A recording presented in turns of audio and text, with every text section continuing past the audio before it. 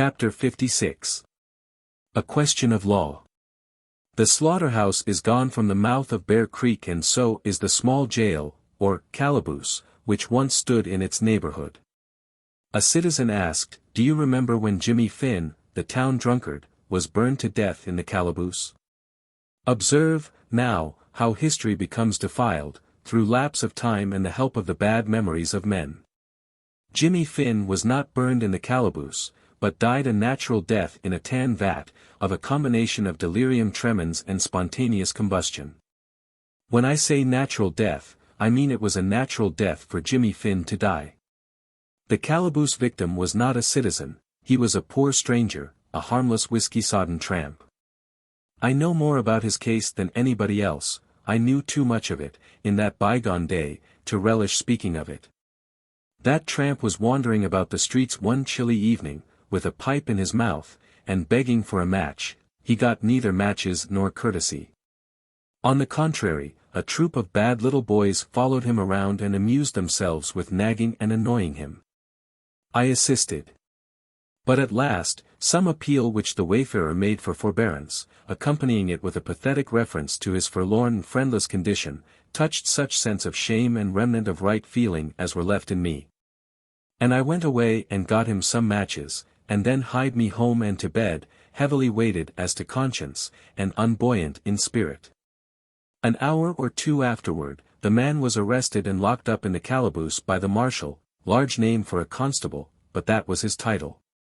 At 2 in the morning, the church bells rang for fire, and everybody turned out, of course, I with the rest. The tramp had used his matches disastrously, he had set his straw bed on fire, and the oaken sheathing of the room had caught.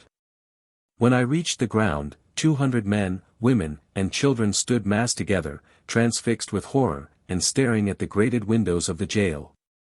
Behind the iron bars, and tugging frantically at them, and screaming for help, stood the tramp. He seemed like a black object set against a sun, so white and intense was the light at his back.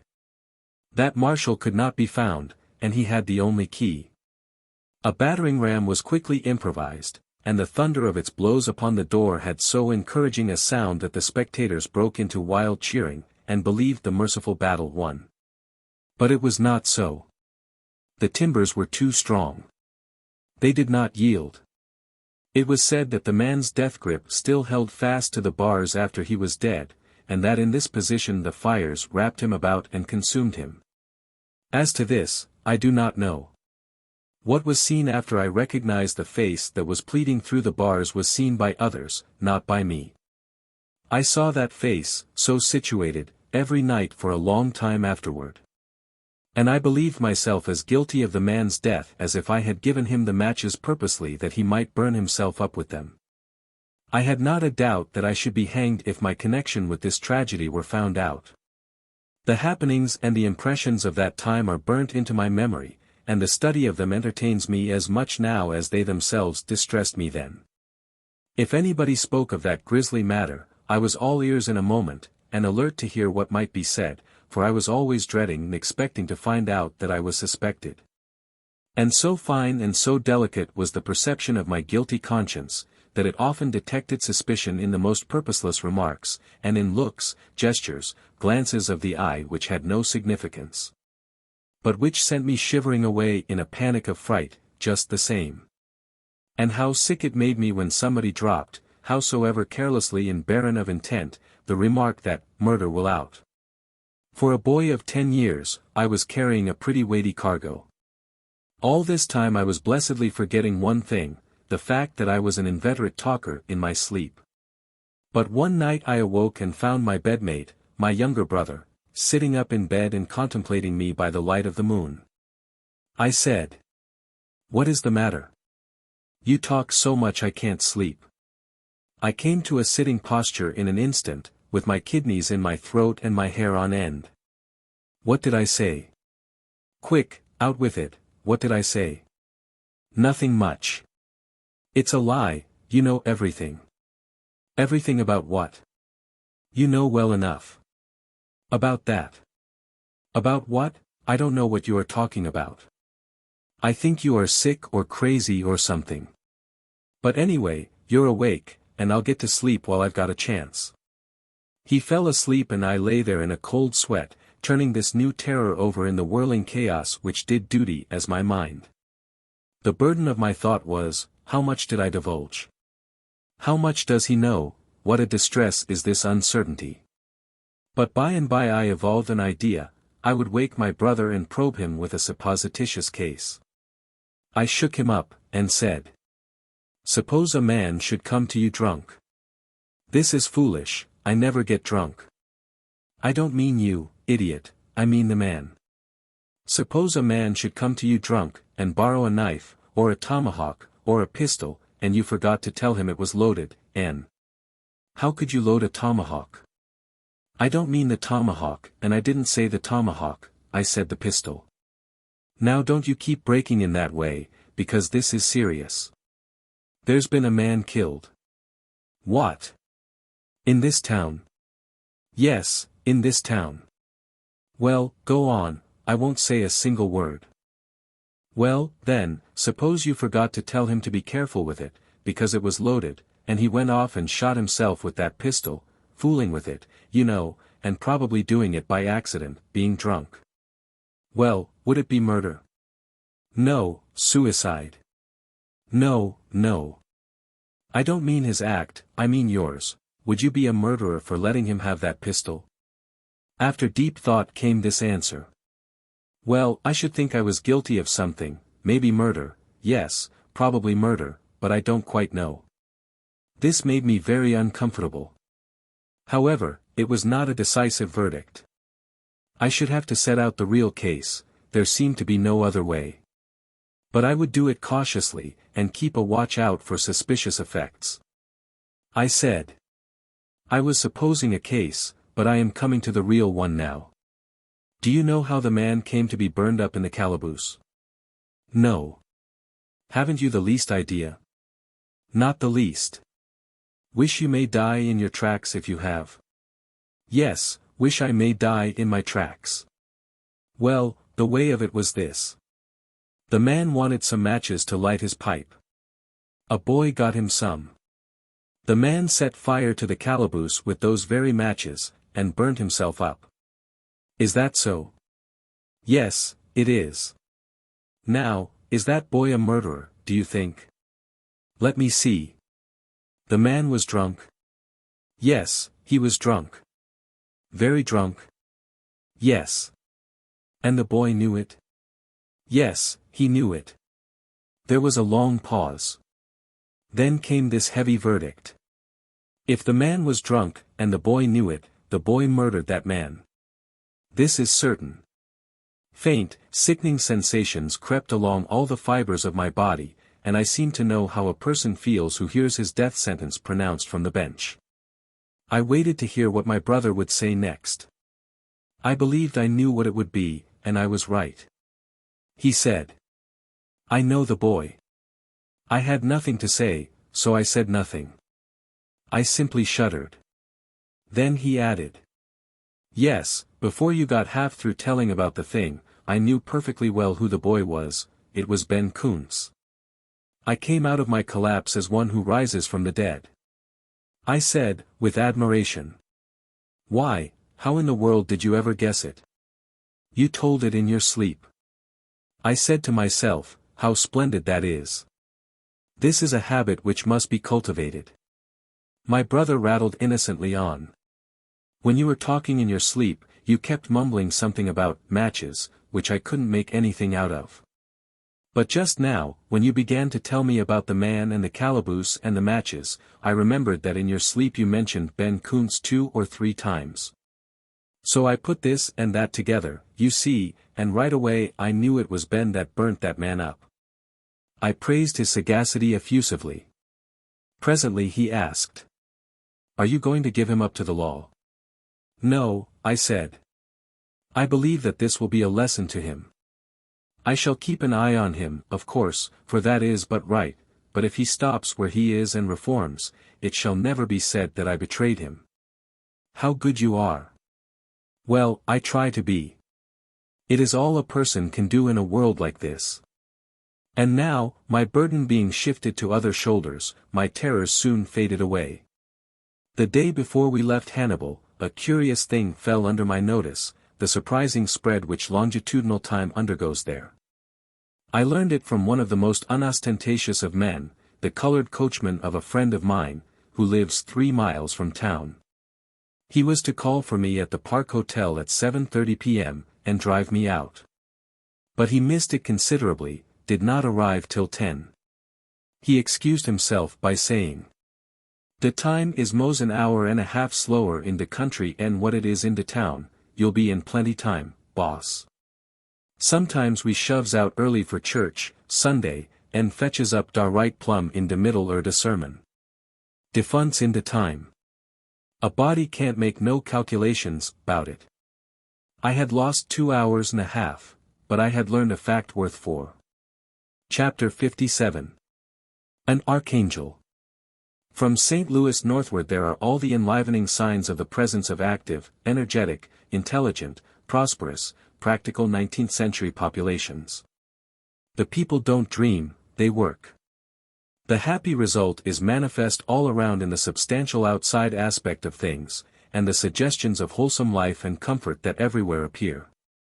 Quincy is a notable example, a brisk, handsome, well-ordered city. And now, as formerly, interested in art, letters, and other high things. But Marion City is an exception. Marion City has gone backwards in a most unaccountable way. This metropolis promised so well that the projectors tacked city to its name in the very beginning, with full confidence, but it was bad prophecy.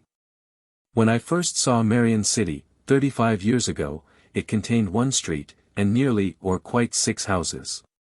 It contains but 1 house now, and this one, in a state of ruin, is getting ready to follow the former 5 into the river. Doubtless Marion City was too near to Quincy. It had another disadvantage, it was situated in a flat mud bottom, below high water mark, whereas Quincy stands high up on the slope of a hill. In the beginning Quincy had the aspect and ways of a model New England town, and these she has yet: broad, clean streets, trim, neat dwellings and lawns, fine mansions, stately blocks of commercial buildings. And there are ample fair grounds, a well-kept park, and many attractive drives, library, reading rooms, a couple of colleges, some handsome and costly churches, and a grand courthouse, with grounds which occupy a square. The population of the city is 30,000. There are some large factories here, and manufacturing, of many sorts, is done on a great scale. La Grange and Canton are growing towns, but I missed Alexandria. Was told it was under water, but would come up to blow in the summer. Keokuk was easily recognizable. I lived there in 1857, an extraordinary year there in real estate matters. The boom was something wonderful. Everybody bought, everybody sold, except widows and preachers, they always hold on, and when the tide ebbs, they get left. Anything in the semblance of a town lot, no matter how situated, was saleable, and at a figure which would still have been high if the ground had been sodded with greenbacks. The town has a population of 15,000 now, and is progressing with a healthy growth. It was night, and we could not see details, for which we were sorry, for Keokuk has the reputation of being a beautiful city. It was a pleasant one to live in long ago, and doubtless has advanced, not retrograde, in that respect. A mighty work which was in progress there in my day is finished now. This is the canal over the rapids. It is 8 miles long, 300 feet wide, and is in no place less than 6 feet deep. Its masonry is of the majestic kind which the War Department usually deals in, and will endure like a Roman aqueduct. The work cost 4 or 5 millions. After an hour or 2 spent with former friends, we started up the river again. Keokuk, a long time ago, was an occasional loafing place of that erratic genius, Henry Clay Dean. I believe I never saw him but once. But he was much talked of when I lived there. This is what was said of him. He began life poor and without education. But he educated himself, on the curbstones of Keokuk.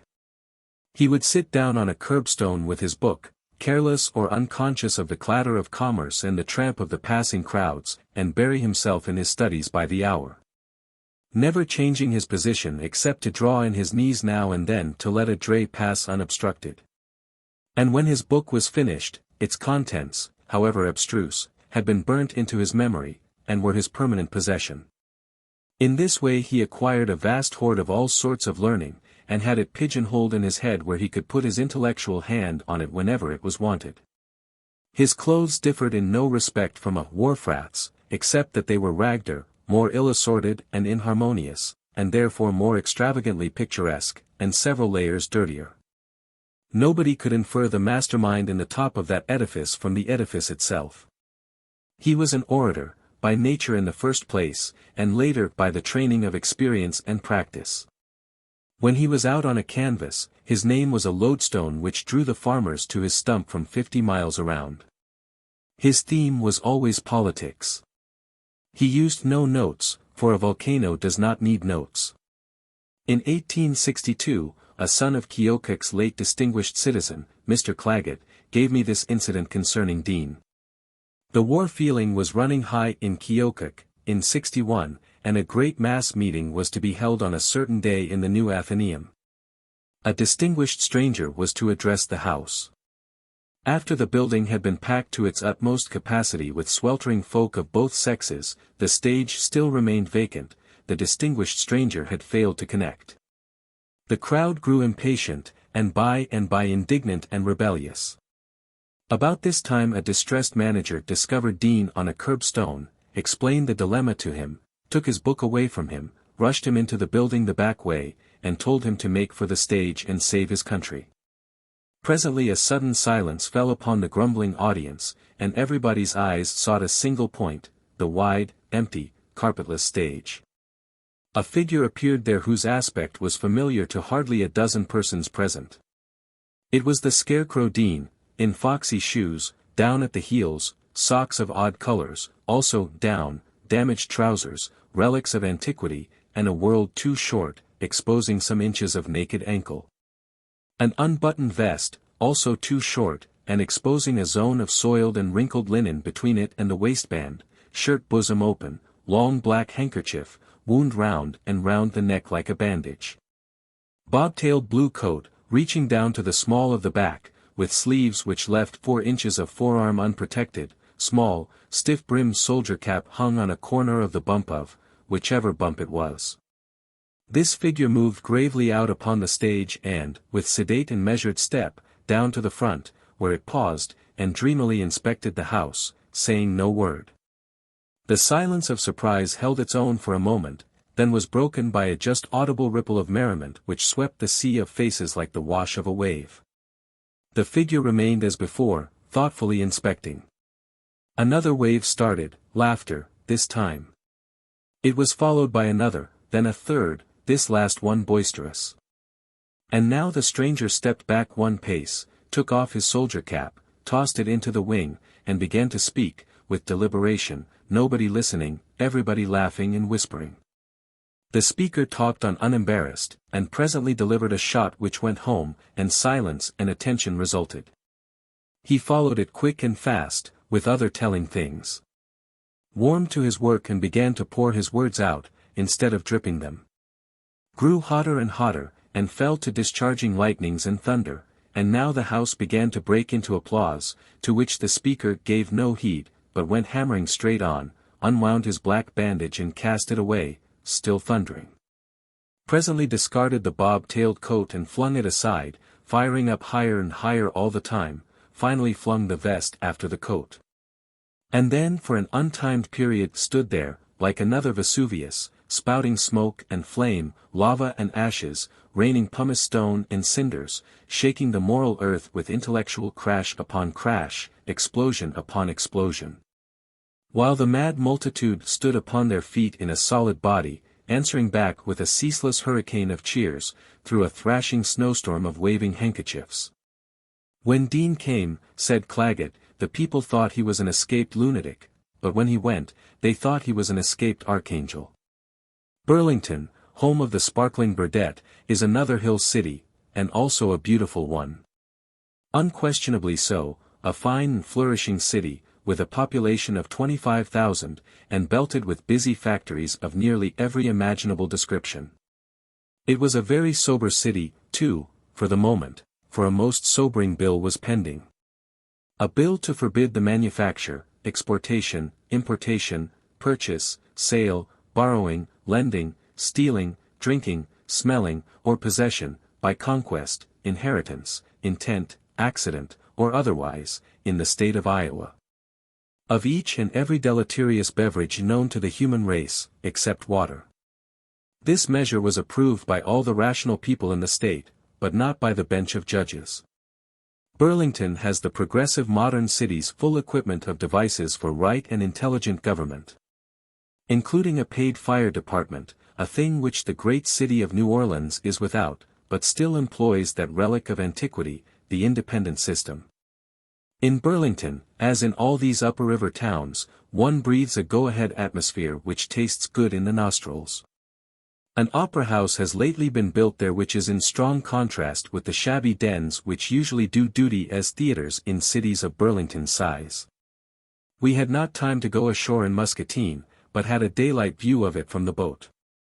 I lived there a while, many years ago, but the place, now, had a rather unfamiliar look, so I suppose it has clear outgrown the town which I used to know.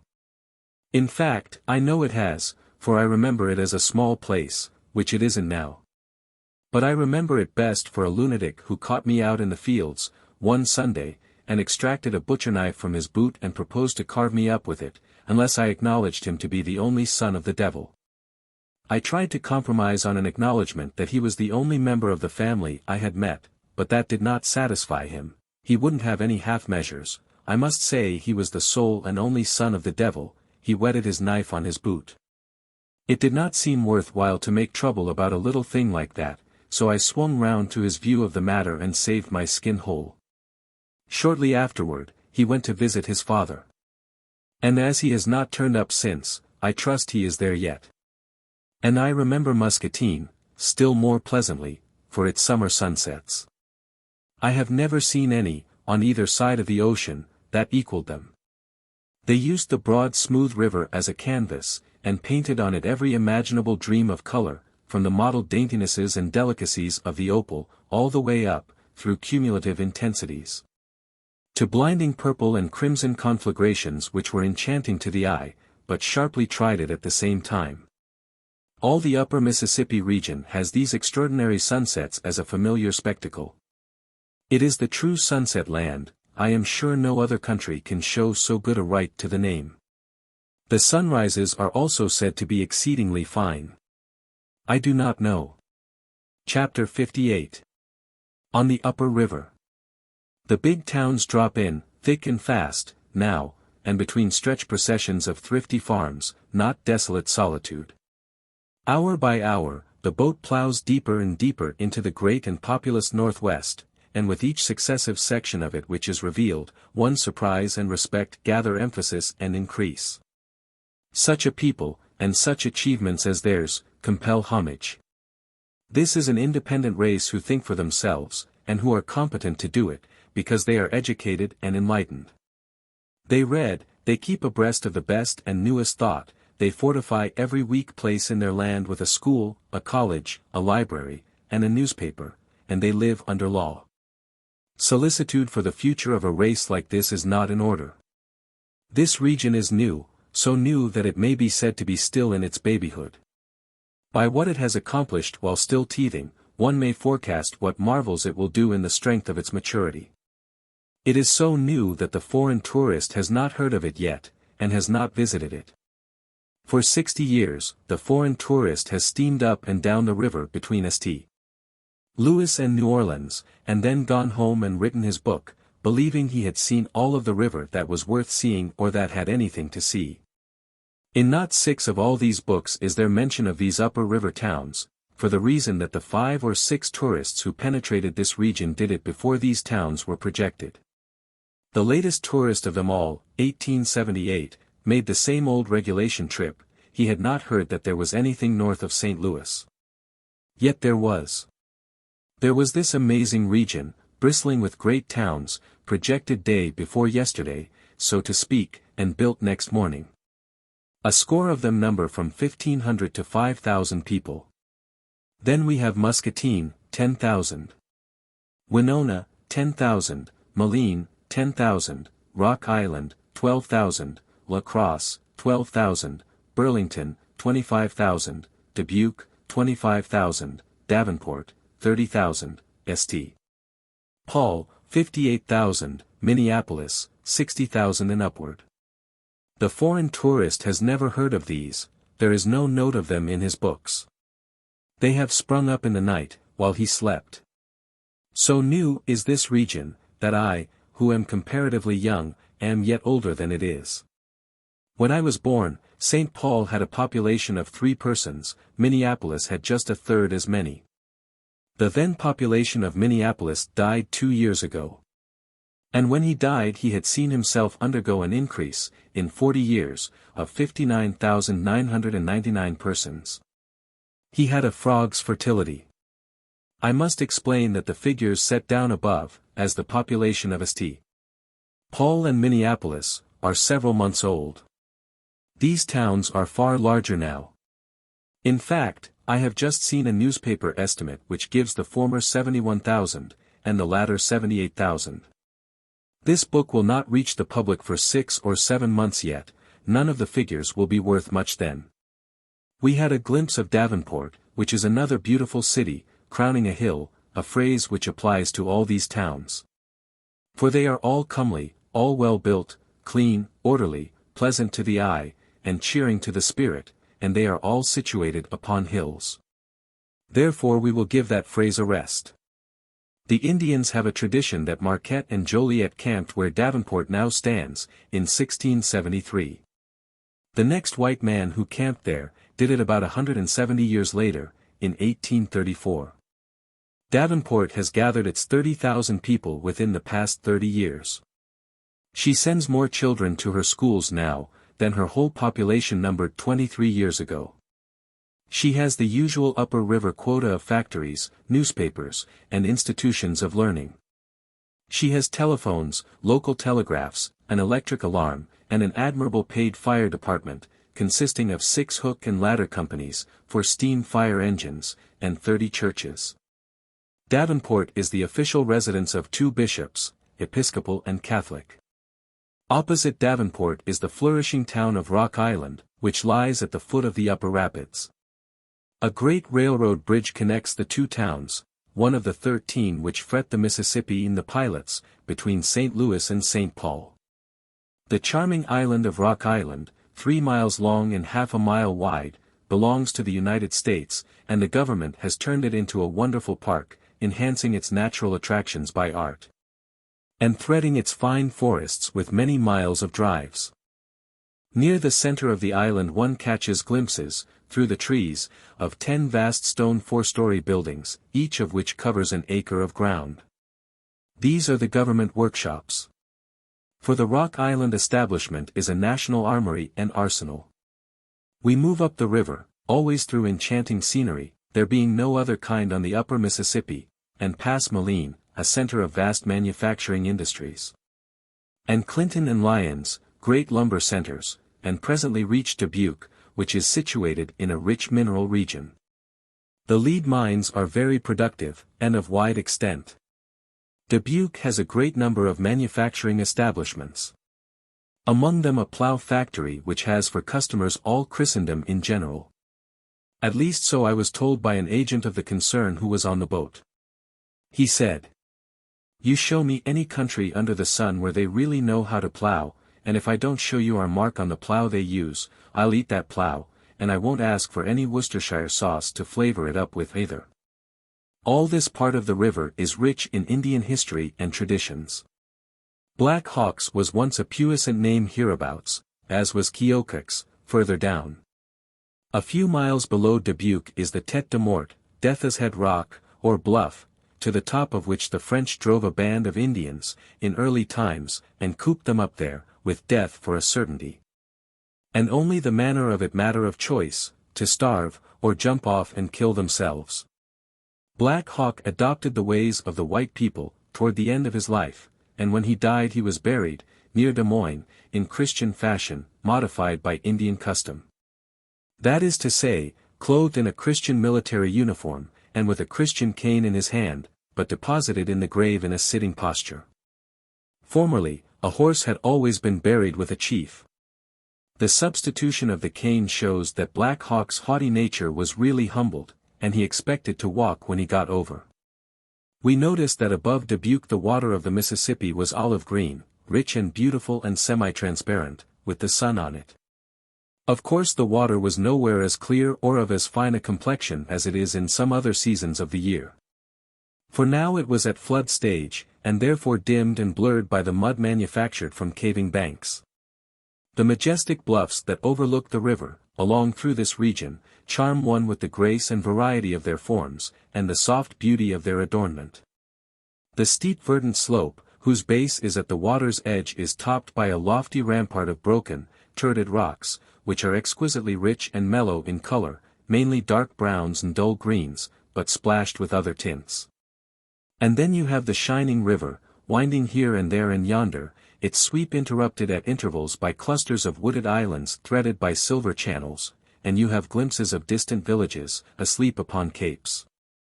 And of stealthy rafts slipping along in the shade of the forest walls, and of white steamers vanishing around remote points. And it is all as tranquil and reposeful as dreamland, and has nothing this worldly about it, nothing to hang a fret or a worry upon. Until the unholy train comes tearing along, which it presently does, ripping the sacred solitude to rags and tatters with its devil's war whoop and the roar and thunder of its rushing wheels, and straightway you are back in this world. And with one of its frets ready to hand for your entertainment, for you remember that this is the very road whose stock always goes down after you buy it, and always goes up again as soon as you sell it. It makes me shudder to this day, to remember that I once came near not getting rid of my stock at all. It must be an awful thing to have a railroad left on your hands. The locomotive is in sight from the deck of the steamboat almost the whole way from St. Louis to St. Paul, 800 miles. These railroads have made havoc with the steamboat commerce. The clerk of our boat was a steamboat clerk before these roads were built. In that day the influx of population was so great, and the freight business so heavy, that the boats were not able to keep up with the demands made upon their carrying capacity. Consequently the captains were very independent and airy, pretty biggity, as Uncle Remus would say. The clerk nutshelled the contrast between the former time and the present, thus. Boat used to land, captain on hurricane roof, mighty stiff and straight, iron ramrod for a spine, kid gloves, plug tile. Hair parted behind, man on shore takes off hat and says. Got 28 tons of wheat, captain, be great favor if you can take them. Captain says. I'll take 2 of them, and don't even condescend to look at him. But nowadays the captain takes off his old slouch, and smiles all the way around to the back of his ears, and gets off a bow which he hasn't got any ramrod to interfere with, and says. Glad to see you, Smith. Glad to see you, you're looking well, haven't seen you looking so well for years, what you got for us? Nothin', says Smith, and keeps his hat on, and just turns his back and goes to talking with somebody else. Oh, yes, 8 years ago, the captain was on top, but it's Smith's turn now. 8 years ago a boat used to go up the river with every stateroom full, and people piled 5 and 6 deep on the cabin floor, and a solid deckload of immigrants and harvesters down below, into the bargain. To get a first-class stateroom, you'd got to prove 16 quarterings of nobility and 400 years of descent, or be personally acquainted with the nigger that blacked the captain's boots. But it's all changed now. Plenty staterooms above, no harvesters below, there's a patent self-binder now, and they don't have harvesters any more, they've gone where the woodbine twineth, and they didn't go by steamboat either, went by the train. Up in this region we met massed acres of lumber rafts coming down, but not floating leisurely along, in the old-fashioned way, manned with joyous and reckless crews of fiddling, song-singing, whiskey-drinking, breakdown-dancing rapscallions. No, the whole thing was shoved swiftly along by a powerful stern-wheeler, modern fashion, and the small crews were quiet, orderly men, of a sedate business aspect, with not a suggestion of romance about them anywhere. Along here, somewhere, on a black night, we ran some exceedingly narrow and intricate island chutes by aid of the electric light. Behind was solid blackness, a crackless bank of it. Ahead, a narrow elbow of water, curving between dense walls of foliage that almost touched our bows on both sides. And here every individual leaf, and every individual ripple stood out in its natural color, and flooded with a glare as of noonday intensified. The effect was strange, and fine, and very striking. We passed Prairie du Chien, another of Father Marquette's camping places, and after some hours of progress through varied and beautiful scenery, reached La Crosse. Here is a town of 12 or 13,000 population, with electric-lighted streets, and with blocks of buildings which are stately enough, and also architecturally fine enough, to command respect in any city. It is a choice town, and we made satisfactory use of the hour allowed us, in roaming it over, though the weather was rainier than necessary. Chapter 59. Legends and Scenery. We added several passengers to our list, at La Crosse, among others an old gentleman who had come to this northwestern region with the early settlers, and was familiar with every part of it. Pardonably proud of it, too. He said, "You'll find scenery between here and St. Paul that can give the Hudson points. You'll have the Queen's Bluff, 700 feet high, and just as imposing a spectacle as you can find anywheres. And Trempealeau Island, which isn't like any other island in America, I believe, for it is a gigantic mountain, with precipitous sides, and is full of Indian traditions, and used to be full of rattlesnakes. If you catch the sun just right there, you will have a picture that will stay with you. And above Winona you'll have lovely prairies, and then come the Thousand Islands, too beautiful for anything, green. Why, you never saw foliage so green, nor packed so thick, it's like 1,000 plush cushions afloat on a looking-glass, when the water is still. And then the monstrous bluffs on both sides of the river, ragged, rugged, dark-complected, just the frame that's wanted. You always want a strong frame, you know, to throw up the nice points of a delicate picture and make them stand out." The old gentleman also told us a touching Indian legend or two, but not very powerful ones. After this excursion into history, he came back to the scenery, and described it, detail by detail, from the Thousand Islands to St. Paul. Naming its names with such facility, tripping along his theme with such nimble and confident ease, slamming in a 3-ton word, here and there, with such a complacent air of, "Isn't anything, I can do it any time I want to." And letting off fine surprises of lurid eloquence at such judicious intervals, that I presently began to suspect. But no matter what I began to suspect. Hear him. 10 miles above Winona we come to Fountain City, nestling sweetly at the feet of cliffs that lift their awful fronts, Jove-like, toward the blue depths of heaven. Bathing them in virgin atmospheres that have known no other contact save that of angels' wings. And next we glide through silver waters, amid lovely and stupendous aspects of nature that attune our hearts to adoring admiration, about 12 miles, and strike Mount Vernon, 600 feet high. With romantic ruins of a once first-class hotel perched far among the cloud shadows that model its dizzy heights, sole remnant of once flourishing Mount Vernon, town of early days, now desolate and utterly deserted. And so we move on. Past Chimney Rock we fly, noble shaft of 600 feet, then just before landing at Miniska our attention is attracted by a most striking promontory rising over 500 feet, the ideal mountain pyramid. Its conic shape, thickly wooded surface girding its sides, and its apex like that of a cone, cause the spectator to wonder at nature's workings. From its dizzy height superb views of the forests, streams, bluffs, hills and dales below and beyond for miles are brought within its focus.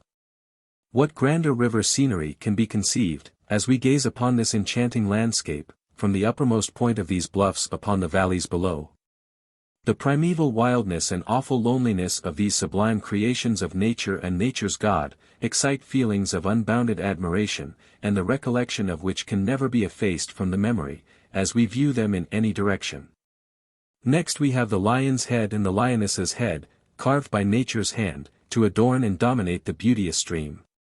And then anon the river widens, and a most charming and magnificent view of the valley before us suddenly bursts upon our vision. Rugged hills, clad with verdant forests from summit to base, level prairie lands, holding in their lap the beautiful Wabasha, city of the healing waters, puissant foe of Bright's disease, and that grandest conception of nature's works. Incomparable Lake Pepin, these constitute a picture whereon the tourist's eye may gaze uncounted hours, with rapture unappeased and unappeasable. And so we glide along, in due time encountering those majestic domes, the mighty Sugar Loaf, and the sublime Maiden's Rock, which latter, romantic superstition has invested with a voice. And ofttimes as the birch canoe glides near, at twilight, the dusky paddler fancies he hears the soft sweet music of the long-departed Winona, darling of Indian song and story. Then Frontenac looms upon our vision, delightful resort of jaded summer tourists, then progressive Red Wing, and Diamond Bluff, impressive and preponderous in its lone sublimity, then Prescott and the St. Croix. And anon we see bursting upon us the domes and steeples of St. Paul, giant young chief of the North, marching with 7-league stride in the van of progress, banner-bearer of the highest and newest civilization, carving his beneficent way with the tomahawk of commercial enterprise. Sounding the war-whoop of Christian culture, tearing off the reeking scalp of sloth and superstition to plant there the steam plow and the schoolhouse, ever in his front stretch arid lawlessness, ignorance, crime, despair. Ever in his wake bloom the jail, the gallows, and the pulpit, and ever. Have you ever traveled with a panorama? I have formerly served in that capacity. My suspicion was confirmed. Do you still travel with it? No, she is laid up till the fall season opens. I am helping now to work up the materials for a tourist's guide which the St. Louis and St. Paul Packet Company are going to issue this summer for the benefit of travelers who go by that line. When you were talking of Maiden's Rock, you spoke of the long-departed Winona, darling of Indian song and story. Is she the Maiden of the Rock, and are the two connected by legend? Yes, and a very tragic and painful one. Perhaps the most celebrated, as well as the most pathetic, of all the legends of the Mississippi. We asked him to tell it. He dropped out of his conversational vein and back into his lecture gate without an effort, and rolled on as follows. A little distance above Lake City is a famous point known as Maiden's Rock, which is not only a picturesque spot, but is full of romantic interest from the event which gave it its name. Not many years ago this locality was a favorite resort for the Sioux Indians on account of the fine fishing and hunting to be had there. And large numbers of them were always to be found in this locality. Among the families which used to resort here, was one belonging to the tribe of Wabasha. Winona, firstborn, was the name of a maiden who had plighted her troth to a lover belonging to the same band. But her stern parents had promised her hand to another, a famous warrior, and insisted on her wedding him. The day was fixed by her parents, to her great grief. She appeared to accede to the proposal and accompany them to the rock, for the purpose of gathering flowers for the feast. On reaching the rock, Winona ran to its summit and standing on its edge upbraided her parents who were below, for their cruelty, and then singing a death dirge, threw herself from the precipice and dashed them in pieces on the rock below. Dashed who in pieces? Her parents? Yes. Well, it certainly was a tragic business, as you say. And moreover, there is a startling kind of dramatic surprise about it which I was not looking for. It is a distinct improvement upon the threadbare form of Indian legend. There are 50 lovers' leaps along the Mississippi from whose summit disappointed Indian girls have jumped, but this is the only jump in the lot hat turned out in the right and satisfactory way. What became of Winona? She was a good deal jarred up and jolted, but she got herself together and disappeared before the coroner reached the fatal spot. And 'tis said she sought and married her true love, and wandered with him to some distant clime, where she lived happy ever after. Her gentle spirit mellowed and chastened by the romantic incident which had so early deprived her of the sweet guidance of a mother's love and a father's protecting arm, and thrown her, all unfriended, upon the cold charity of a censorious world. I was glad to hear the lecturer's description of the scenery, for it assisted my appreciation of what I saw of it, and enabled me to imagine such of it as we lost by the intrusion of night. As the lecturer remarked, this whole region is blanketed with Indian tales and traditions. But I reminded him that people usually merely mention this fact, doing it in a way to make a body's mouth water, and judiciously stopped there. Why? Because the impression left was that these tales were full of incident and imagination, a pleasant impression which would be promptly dissipated if the tales were told. I showed him a lot of this sort of literature which I had been collecting, and he confessed that it was poor stuff, exceedingly sorry rubbish. And I ventured to add that the legends which he had himself told us were of this character, with the single exception of the admirable story of Winona. He granted these facts, but said that if I would hunt up Mr. Schoolcraft's book, published near 50 years ago, and now doubtless out of print, I would find some Indian inventions in it that were very far from being barren of incident and imagination. That the tales in Hiawatha were of this sort, and they came from Schoolcraft's book, and that there were others in the same book which Mr. Longfellow could have turned into verse with good effect. For instance, there was the legend of the Undying Head. He could not tell it, for many of the details had grown dim in his memory, but he would recommend me to find it and enlarge my respect for the Indian imagination. He said that this tale, and most of the others in the book, were current among the Indians along this part of the Mississippi when he first came here. And that the contributors to Schoolcraft's book had got them directly from Indian lips, and had written them down with strict exactness, and without embellishments of their own. I have found the book. The lecturer was right. There are several legends in it which confirm what he said. I will offer two of them, the Undying Head, and Peboan and Seguin, an allegory of the seasons. The latter is used in Hiawatha.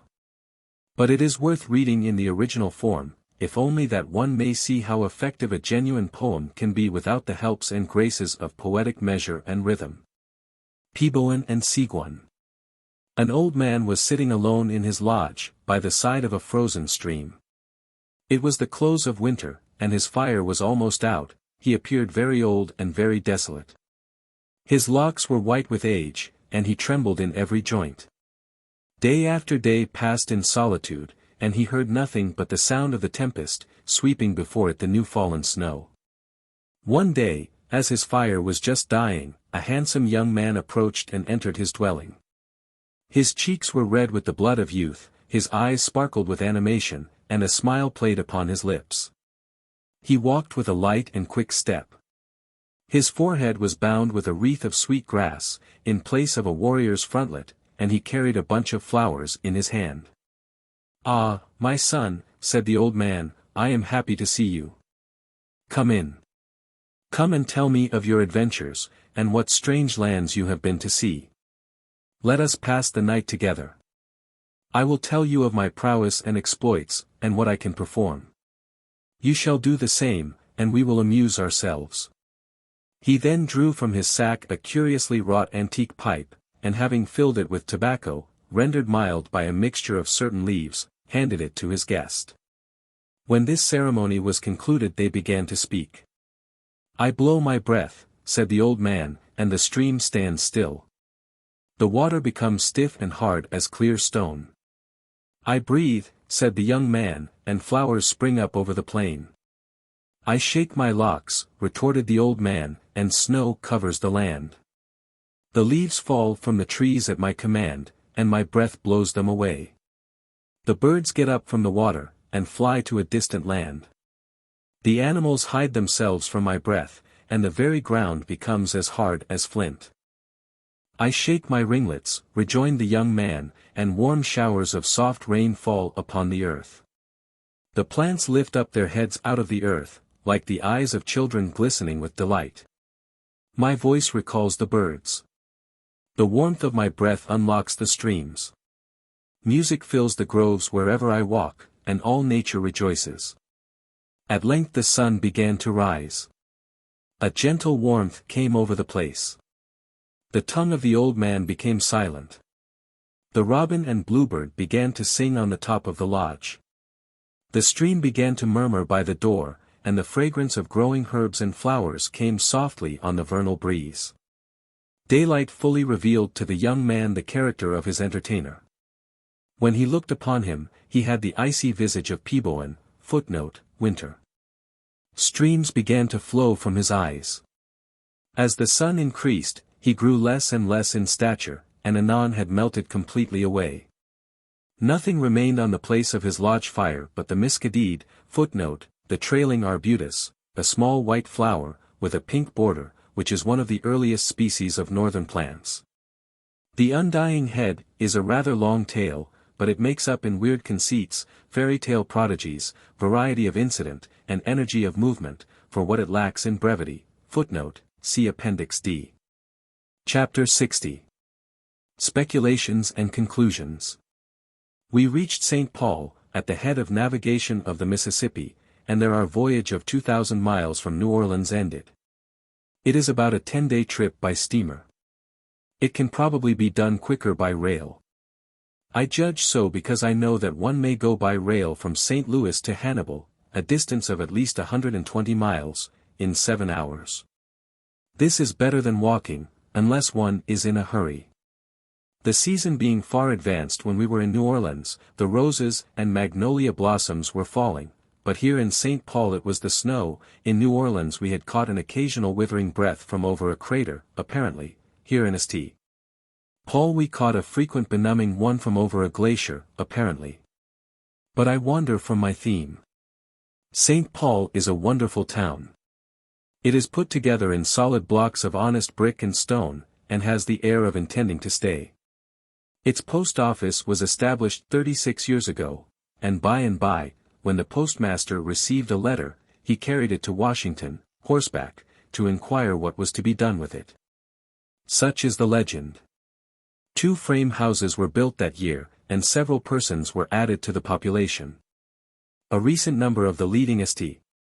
Paul paper, the Pioneer Press, gives some statistics which furnish a vivid contrast to that old state of things, to wit, population, autumn of the present year, 1882, 71,000, number of letters handled, first half of the year, 1,209,387.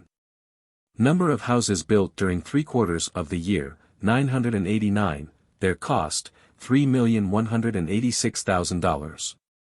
The increase of letters over the corresponding 6 months of last year was 50%.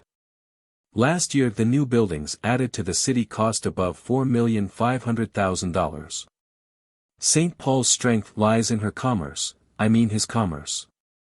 He is a manufacturing city, of course, all the cities of that region are, but he is peculiarly strong in the matter of commerce. Last year his jobbing trade amounted to upwards of $52 million. He has a custom house, and is building a costly capital to replace the one recently burned, for he is the capital of the state. He has churches without end. And not the cheap poor kind, but the kind that the rich Protestant puts up, the kind that the poor Irish hired girl delights to erect. What a passion for building majestic churches the Irish hired girl has.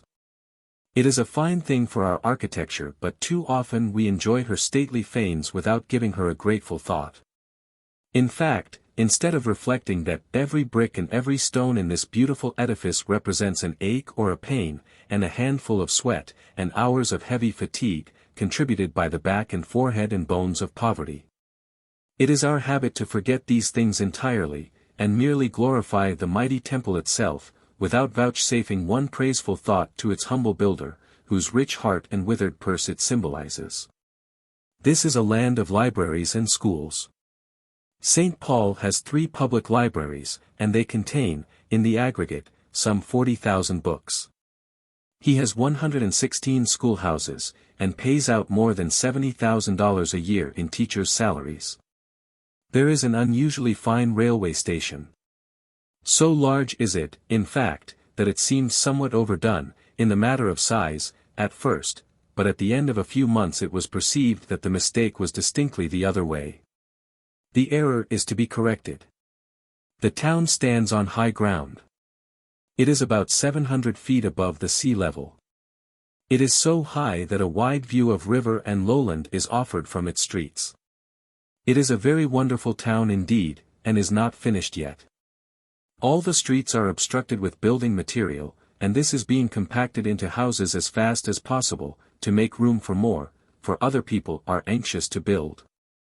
As soon as they can get the use of the streets to pile up their bricks and stuff in.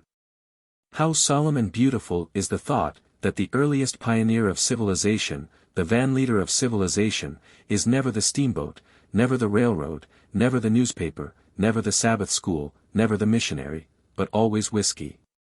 Such is the case. Look history over, you will see. The missionary comes after the whiskey, I mean he arrives after the whiskey has arrived. Next comes the poor immigrant, with axe and hoe and rifle, next, the trader, next, the miscellaneous rush. Next, the gambler, the desperado, the highwayman, and all their kindred in sin of both sexes, and next, the smart chap who has bought up an old grant that covers all the land. This brings the lawyer tribe. The vigilance committee brings the undertaker. All these interests bring the newspaper starts up politics and a railroad, all hands turn to and build a church and a jail, and behold, civilization is established forever in the land. But whiskey, you see, was the van leader in this beneficent work. It always is. It was like a foreigner, and excusable in a foreigner, to be ignorant of this great truth, and wander off into astronomy to borrow a symbol. But if he had been conversant with the facts, he would have said, "Westward the jug of empire takes its way." This great van leader arrived upon the ground which St. Paul now occupies, in June 1837. Yes, at that date, Pierre Parent, a Canadian, built the first cabin, uncorked his jug, and began to sell whiskey to the Indians. The result is before us. All that I have said of the newness, briskness, swift progress, wealth, intelligence, fine and substantial architecture, and general slash and go, and energy of St. Paul, will apply to his near neighbor, Minneapolis, with the addition that the latter is the bigger of the two cities. These extraordinary towns were 10 miles apart, a few months ago, but were growing so fast that they may possibly be joined now, and getting along under a single mayor. At any rate, within 5 years from now there will be at least such a substantial ligament of building stretching between them and uniting them that a stranger will not be able to tell where the one Siamese twin leaves off and the other begins. Combined, they will then number a population of 250,000, if they continue to grow as they are now growing. Thus, this center of population at the head of Mississippi navigation, will then begin a rivalry as to numbers, with that center of population at the foot of it, New Orleans. Minneapolis is situated at the falls of St. Anthony, which stretch across the river, 1,500 feet, and have a fall of 82 feet, a water power which, by art, has been made of inestimable value, business-wise, though somewhat to the damage of the falls as a spectacle. Or as a background against which to get your photograph taken. 30 flouring mills turn out 2 million barrels of the very choicest of flour every year, 20 sawmills produce 200 million feet of lumber annually, then there are woolen mills, cotton mills, paper and oil mills. And sash, nail, furniture, barrel, and other factories, without number, so to speak. The great flouring mills here and at St. Paul use the new process and mash the wheat by rolling, instead of grinding it. 16 railroads meet in Minneapolis, and 65 passenger trains arrive and depart daily. In this place, as in St. Paul, journalism thrives. Here there are 3 great dailies, 10 weeklies, and 3 monthlies. There is a university, with 400 students, and, better still, its good efforts are not confined to enlightening the one sex. There are 16 public schools, with buildings which cost $500,000. There are 6,000 pupils and 128 teachers. There are also 70 churches existing, and a lot more projected. The banks aggregate a capital of $3 million, and the wholesale jobbing trade of the town amounts to $50 million a year. Near St. Paul and Minneapolis are several points of interest: Fort Snelling, a fortress occupying a river bluff 100 feet high, the falls of Minnehaha, White Bear Lake, and so forth. The beautiful falls of Minnehaha are sufficiently celebrated, they do not need a lift from me, in that direction. The White Bear Lake is less known. It is a lovely sheet of water, and is being utilized as a summer resort by the wealth and fashion of the state. It has its clubhouse, and its hotel, with the modern improvements and conveniences, its fine summer residences.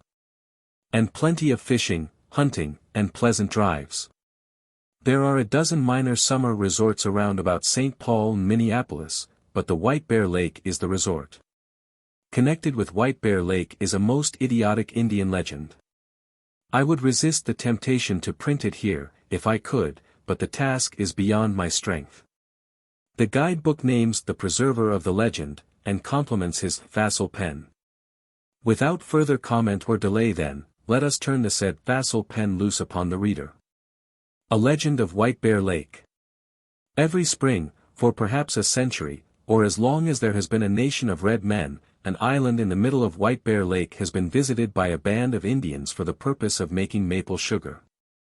Tradition says that many springs ago, while upon this island, a young warrior loved and wooed the daughter of his chief, and it is said, also, the maiden loved the warrior.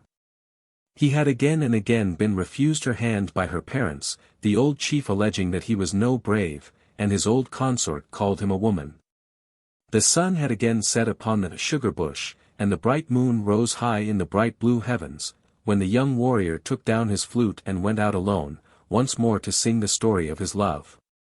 The mild breeze gently moved the two gay feathers in his headdress, and as he mounted on the trunk of a leaning tree, the damp snow fell from his feet heavily. As he raised his flute to his lips, his blanket slipped from his well-formed shoulders, and lay partly on the snow beneath. He began his weird, wild love song, but soon felt that he was cold, and as he reached back for his blanket, some unseen hand laid it gently on his shoulders. It was the hand of his love, his guardian angel. She took her place beside him, and for the present they were happy, for the Indian has a heart to love, and in this pride he is as noble as in his own freedom, which makes him the child of the forest. As the legend runs, a large white bear, thinking, perhaps, that polar snows and dismal winter weather extended everywhere, took up his journey southward. He at length approached the northern shore of the lake which now bears his name, walked down the bank and made his way noiselessly through the deep heavy snow toward the island. It was the same spring ensuing that the lovers met. They had left their first retreat, and were now seated among the branches of a large elm which hung far over the lake. The same tree is still standing, and excites universal curiosity and interest. For fear of being detected, they talked almost in a whisper, and now, that they might get back to camp in good time and thereby avoid suspicion, they were just rising to return, when the maiden uttered a shriek which was heard at the camp. And bounding toward the young brave, she caught his blanket, but missed the direction of her foot and fell, bearing the blanket with her into the great arms of the ferocious monster. Instantly every man, woman, and child of the band were upon the bank, but all unarmed. Cries and wailings went up from every mouth. What was to be done? In the meantime this white and savage beast held the breathless maiden in his huge grasp, and fondled with his precious prey as if he were used to scenes like this. One deafening yell from the lover warrior is heard above the cries of hundreds of his tribe, and dashing away to his wigwam he grasps his faithful knife, returns almost at a single bound to the scene of fear and fright. Rushes out along the leaning tree to the spot where his treasure fell, and springing with the fury of a mad panther, pounced upon his prey. The animal turned, and with one stroke of his huge paw brought the lovers heart to heart, but the next moment the warrior, with one plunge of the blade of his knife, opened the crimson sluices of death, and the dying bear relaxed his hold. That night there was no more sleep for the band or the lovers, and as the young and the old danced about the carcass of the dead monster, the gallant warrior was presented with another plume. And ere another moon had set he had a living treasure added to his heart. Their children for many years played upon the skin of the white bear, from which the lake derives its name, and the maiden and the brave remembered long the fearful scene and rescue that made them one. For Kisesimipa and Kagoka could never forget their fearful encounter with the huge monster that came so near sending them to the happy hunting ground. It is a perplexing business. First, she fell down out of the tree, she and the blanket, and the bear caught her and fondled her, her and the blanket, then she fell up into the tree again, leaving the blanket. Meantime the lover goes war-whooping home and comes back, healed, climbs the tree, jumps down on the bear, the girl jumps down after him, apparently, for she was up the tree, resumes her place in the bear's arms along with the blanket. The lover rams his knife into the bear, and saves, whom, the blanket? No, nothing of the sort. You get yourself all worked up and excited about that blanket, and then all of a sudden, just when a happy climax seems imminent, you are let down flat, nothing saved but the girl. Whereas, one is not interested in the girl. She is not the prominent feature of the legend. Nevertheless, there you are left, and there you must remain, for if you live 1,000 years you will never know who got the blanket. A dead man could get up a better legend than this one. I don't mean a fresh dead man either, I mean a man that's been dead weeks and weeks. We struck the home trail now, and in a few hours we're in that astonishing Chicago, a city where they are always rubbing the lamp, and fetching up the genii, and contriving and achieving new impossibilities. It is hopeless for the occasional visitor to try to keep up with Chicago, she outgrows his prophecies faster than he can make them. She is always a novelty, for she is never the Chicago you saw when you passed through the last time. The Pennsylvania road rushed us to New York without missing scheduled time 10 minutes anywhere on the route, and there ended one of the most enjoyable 5,000-mile journeys I have ever had the good fortune to make. Appendix. Appendix A. From the New Orleans Times-Democrat of March 29, 1882. Voyage of the Times-Democrat's relief boat through the inundated regions. It was 9 o'clock Thursday morning when the Susie left the Mississippi and entered Old River, or what is now called the mouth of the Red. Ascending on the left, a flood was pouring in through and over the levees on the Chandler Plantation, the most northern point in Point Capee Parish. The water completely covered the place, although the levees had given way but a short time before. The stock had been gathered in a large flatboat, where, without food, as we passed, the animals were huddled together, waiting for a boat to tow them off. On the right-hand side of the river is Turnbull's Island, and on it is a large plantation which formerly was pronounced one of the most fertile in the state. The water has hitherto allowed it to go scot-free in usual floods, but now broad sheets of water told only where fields were. The top of the protecting levee could be seen here and there, but nearly all of it was submerged. The trees have put on a greener foliage since the water has poured in, and the woods look bright and fresh, but this pleasant aspect to the eye is neutralized by the interminable waste of water. We pass mile after mile, and it is nothing but trees standing up to their branches in water. A water turkey now and again rises and flies ahead into the long avenue of silence. A pirogue sometimes flits from the bushes and crosses the Red River on its way out to the Mississippi, but the sad-faced paddlers never turn their heads to look at our boat. The puffing of the boat is music in this gloom, which affects one most curiously. It is not the gloom of deep forests or dark caverns, but a peculiar kind of solemn silence and impressive awe that holds one perforce to its recognition. We passed 2 Negro families on a raft tied up in the willows this morning. They were evidently of the well-to-do class, as they had a supply of meal and 3 or 4 hogs with them. Their rafts were about 20 feet square, and in front of an improvised shelter earth had been placed, on which they built their fire. The current running down the Atchafalaya was very swift, the Mississippi showing a predilection in that direction, which needs only to be seen to enforce the opinion of that river's desperate endeavors to find a short way to the Gulf. Small boats, skiffs, pirogues, etc., are in great demand, and many have been stolen by piratical Negroes, who take them where they will bring the greatest price. From what was told me by Mr. C.P. Ferguson, a planter near Red River Landing, whose place has just gone under, there is much suffering in the rear of that place. The Negroes had given up all thoughts of a crevasse there, as the upper levee had stood so long, and when it did come they were at its mercy. On Thursday a number were taken out of trees and off of cabin roofs and brought in, many yet remaining. One does not appreciate the sight of earth until he has traveled through a flood.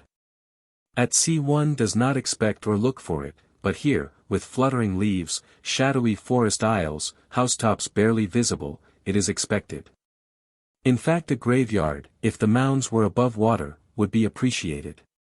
The river here is known only because there is an opening in the trees, and that is all. It is in width, from Fort Adams on the left bank of the Mississippi to the bank of Rapides Parish, a distance of about 60 miles. A large portion of this was under cultivation, particularly along the Mississippi in back of the Red. When Red River proper was entered, a strong current was running directly across it, pursuing the same direction as that of the Mississippi. After a run of some hours, Black River was reached. Hardly was it entered before signs of suffering became visible. All the willows along the banks were stripped of their leaves. One man, whom your correspondent spoke to, said that he had had 150 head of cattle and 100 head of hogs. At the first appearance of water he had started to drive them to the high lands of Avoyelles, 35 miles off, but he lost 50 head of the beef cattle and 60 hogs. Black River is quite picturesque, even if its shores are under water. A dense growth of ash, oak, gum, and hickory make the shores almost impenetrable, and where one can get a view down some avenue in the trees, only the dim outlines of distant trunks can be barely distinguished in the gloom. A few miles up this river, the depth of water on the banks was fully 8 feet, and on all sides could be seen, still holding against the strong current, the tops of cabins. Here and there one overturned was surrounded by driftwood, forming the nucleus of possibly some future island. In order to save coal, as it was impossible to get that fuel at any point to be touched during the expedition, a lookout was kept for a wood pile. On rounding a point a pirogue, skillfully paddled by a youth, shot out, and in its bow was a girl of 15, of fair face, beautiful black eyes, and demure manners. The boy asked for a paper, which was thrown to him, and the couple pushed their tiny craft out into the swell of the boat. Presently a little girl, not certainly over 12 years, paddled out in the smallest little canoe and handled it with all the deftness of an old voyageur. The little one looked more like an Indian than a white child, and laughed when asked if she were afraid. She had been raised in a pirogue and could go anywhere. She was bound out to pick willow leaves for the stock, and she pointed to a house nearby with water 3 inches deep on the floors. At its back door was moored a raft about 30 feet square, with a sort of fence built upon it, and inside of this some 16 cows and 20 hogs were standing. The family did not complain, except on account of losing their stock, and promptly brought a supply of wood in a flat. From this point to the Mississippi River, 15 miles, there is not a spot of earth above water, and to the westward for 35 miles there is nothing but the river's flood. Black River had risen during Thursday, the 23rd, 1¾ inches, and was going up at night still. As we progress up the river habitations become more frequent, but are yet still miles apart. Nearly all of them are deserted, and the outhouses floated off. To add to the gloom, almost every living thing seems to have departed, and not a whistle of a bird or the bark of the squirrel can be heard in this solitude. Sometimes a morose gar will throw his tail aloft and disappear in the river, but beyond this everything is quiet, the quiet of dissolution. Down the river floats now a neatly whitewashed henhouse, then a cluster of neatly split fence rails, or a door and a bloated carcass, solemnly guarded by a pair of buzzards, the only bird to be seen, which feast on the carcass as it bears them along. A picture frame in which there was a cheap lithograph of a soldier on horseback, as it floated on told of some hearth invaded by the water and despoiled of this ornament. At dark, as it was not prudent to run, a place alongside the woods was hunted and to a tall gum tree the boat was made fast for the night. A pretty quarter of the moon threw a pleasant light over forest and river, making a picture that would be a delightful piece of landscape study, could an artist only hold it down to his canvas. The motion of the engines had ceased, the puffing of the escaping steam was stilled, and the enveloping silence closed upon us, and such silence it was. Usually in a forest at night one can hear the piping of frogs, the hum of insects, or the dropping of limbs, but here nature was dumb. The dark recesses, those aisles into this cathedral, gave forth no sound, and even the ripplings of the current die away. At daylight Friday morning all hands were up, and up the Black we started. The morning was a beautiful one, and the river, which is remarkably straight, put on its loveliest garb. The blossoms of the haw perfumed the air deliciously, and a few birds whistled blithely along the banks. The trees were larger, and the forest seemed of older growth than below. More fields were passed than nearer the mouth, but the same scene presented itself, smokehouses drifting out in the pastures, negro quarters anchored in confusion against some oak, and the modest residence just showing its eaves above water. The sun came up in a glory of carmine, and the trees were brilliant in their varied shades of green. Not a foot of soil is to be seen anywhere, and the water is apparently growing deeper and deeper, for it reaches up to the branches of the largest trees. All along, the bordering willows have been denuded of leaves, showing how long the people have been at work gathering this fodder for their animals. An old man in a pirogue was asked how the willow leaves agreed with his cattle. He stopped in his work, and with an ominous shake of his head replied, "Well, sir, it's enough to keep warmth in their bodies and that's all we expect, but it's hard on the hogs, particularly the small ones. They is dropping off powerful fast. But what can you do? It's all we've got." At 30 miles above the mouth of Black River the water extends from Natchez on the Mississippi across to the Pine Hills of Louisiana, a distance of 73 miles, and there is hardly a spot that is not 10 feet under it. The tendency of the current up the Black is toward the west. In fact, so much is this the case, the waters of Red River have been driven down from toward the Calcasieu country, and the waters of the Black enter the Red some 15 miles above the mouth of the former. A thing never before seen by even the oldest steamboatmen. The water now in sight of us is entirely from the Mississippi. Up to Trinity, or rather Troy, which is but a short distance below, the people have nearly all moved out, those remaining having enough for their present personal needs. Their cattle, though, are suffering and dying off quite fast, as the confinement on rafts and the food they get breeds disease. After a short stop we started, and soon came to a section where there were many open fields and cabins thickly scattered about. Here were seen more pictures of distress. On the inside of the houses the inmates had built on boxes a scaffold on which they placed the furniture. The bedposts were sawed off on top, as the ceiling was not more than 4 feet from the improvised floor. The buildings looked very insecure, and threatened every moment to float off. Near the houses were cattle standing breast-high in the water, perfectly impassive. They did not move in their places, but stood patiently waiting for help to come. The sight was a distressing one, and the poor creatures will be sure to die unless speedily rescued. Cattle differ from horses in this peculiar quality. A horse, after finding no relief will swim off in search of food, whereas a beef will stand in its tracks until with exhaustion it drops in the water and drowns. At 12:30 a hail was given from a flatboat inside the line of the bank. Rounding to we ran alongside, and General York stepped aboard. He was just then engaged in getting off stock, and welcomed the Times Democrat boat heartily, as he said there was much need for her. He said that the distress was not exaggerated in the least. People were in a condition it was difficult even for one to imagine. The water was so high there was great danger of their houses being swept away.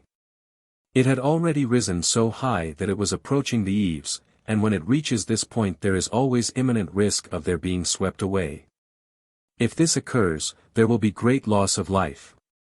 The general spoke of the gallant work of many of the people in their attempts to save their stock, but thought that fully 25% had perished. Already 2,500 people had received rations from Troy, on Black River, and he had towed out a great many cattle, but a very great quantity remained and were in dire need. The water was now 18 inches higher than in 1874, and there was no land between Vidalia and the hills of Catahoula.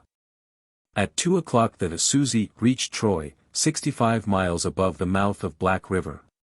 Here on the left comes in Little River, just beyond that the Washita, and on the right the Tensaw. These 3 rivers form the Black River. Troy, or a portion of it, is situated on and around 3 large Indian mounds, circular in shape, which rise above the present water about 12 feet. They are about 150 feet in diameter, and are about 200 yards apart. The houses are all built between these mounds, and hence are all flooded to a depth of 18 inches on their floors. These elevations, built by the Aborigines, hundreds of years ago, are the only points of refuge for miles. When we arrived we found them crowded with stock, all of which was thin and hardly able to stand up. They were mixed together, sheep, hogs, horses, mules, and cattle.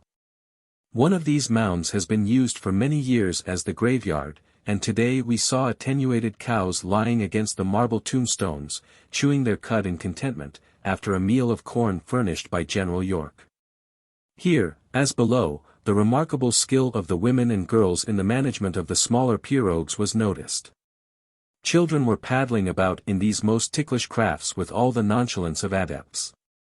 General York has put into operation a perfect system in regard to furnishing relief. He makes a personal inspection of the place where it is asked, sees what is necessary to be done, and then, having 2 boats chartered, with flats, sends them promptly to the place. When the cattle are loaded and towed to the pine hills and uplands of Catahoula. He has made Troy his headquarters, and to this point boats come for their supply of feed for cattle. On the opposite side of Little River, which branches to the left out of Black, and between it and the Washita, is situated the town of Trinity, which is hourly threatened with destruction. It is much lower than Troy, and the water is 8 and 9 feet deep in the houses. A strong current sweeps through it, and it is remarkable that all of its houses have not gone before. The residents of both Troy and Trinity have been cared for, yet some of their stock have to be furnished with food. As soon as the Susie reached Troy, she was turned over to General York, and placed at his disposition to carry out the work of relief more rapidly. Nearly all her supplies were landed on one of the mounds to lighten her, and she was headed downstream to relieve those below. At Tom Hooper's place, a few miles from Troy, a large flat, with about 50 head of stock on board, was taken in tow. The animals were fed, and soon regained some strength. Today we go on Little River, where the suffering is greatest. Down Black River. Saturday evening, March 25th. We started down Black River quite early, under the direction of General York, to bring out what stock could be reached. Going down river a flat in tow was left in a central locality, and from there men pulled her back in the rear of plantations, picking up the animals wherever found. In the loft of a gin house there were 17 head found, and after a gangway was built they were led down into the flat without difficulty. Taking a skiff with the general, your reporter was pulled up to a little house of 2 rooms, in which the water was standing 2 feet on the floors. In one of the large rooms were huddled the horses and cows of the place, while in the other the widow Taylor and her son were seated on a scaffold raised on the floor. 1 or 2 dugouts were drifting about in the Rome ready to be put in service at any time. When the flat was brought up, the side of the house was cut away as the only means of getting the animals out, and the cattle were driven on board the boat. General York, in this as in every case, inquired if the family desired to leave, informing them that Major Burke, of the Times-Democrat, has sent the Susie up for that purpose. Mrs. Taylor said she thanked Major Burke, but she would try and hold out. The remarkable tenacity of the people here to their homes is beyond all comprehension. Just below, at a point 16 miles from Troy, information was received that the house of Mr. Tom Ellis was in danger, and his family were all in it. We steamed there immediately, and a sad picture was presented.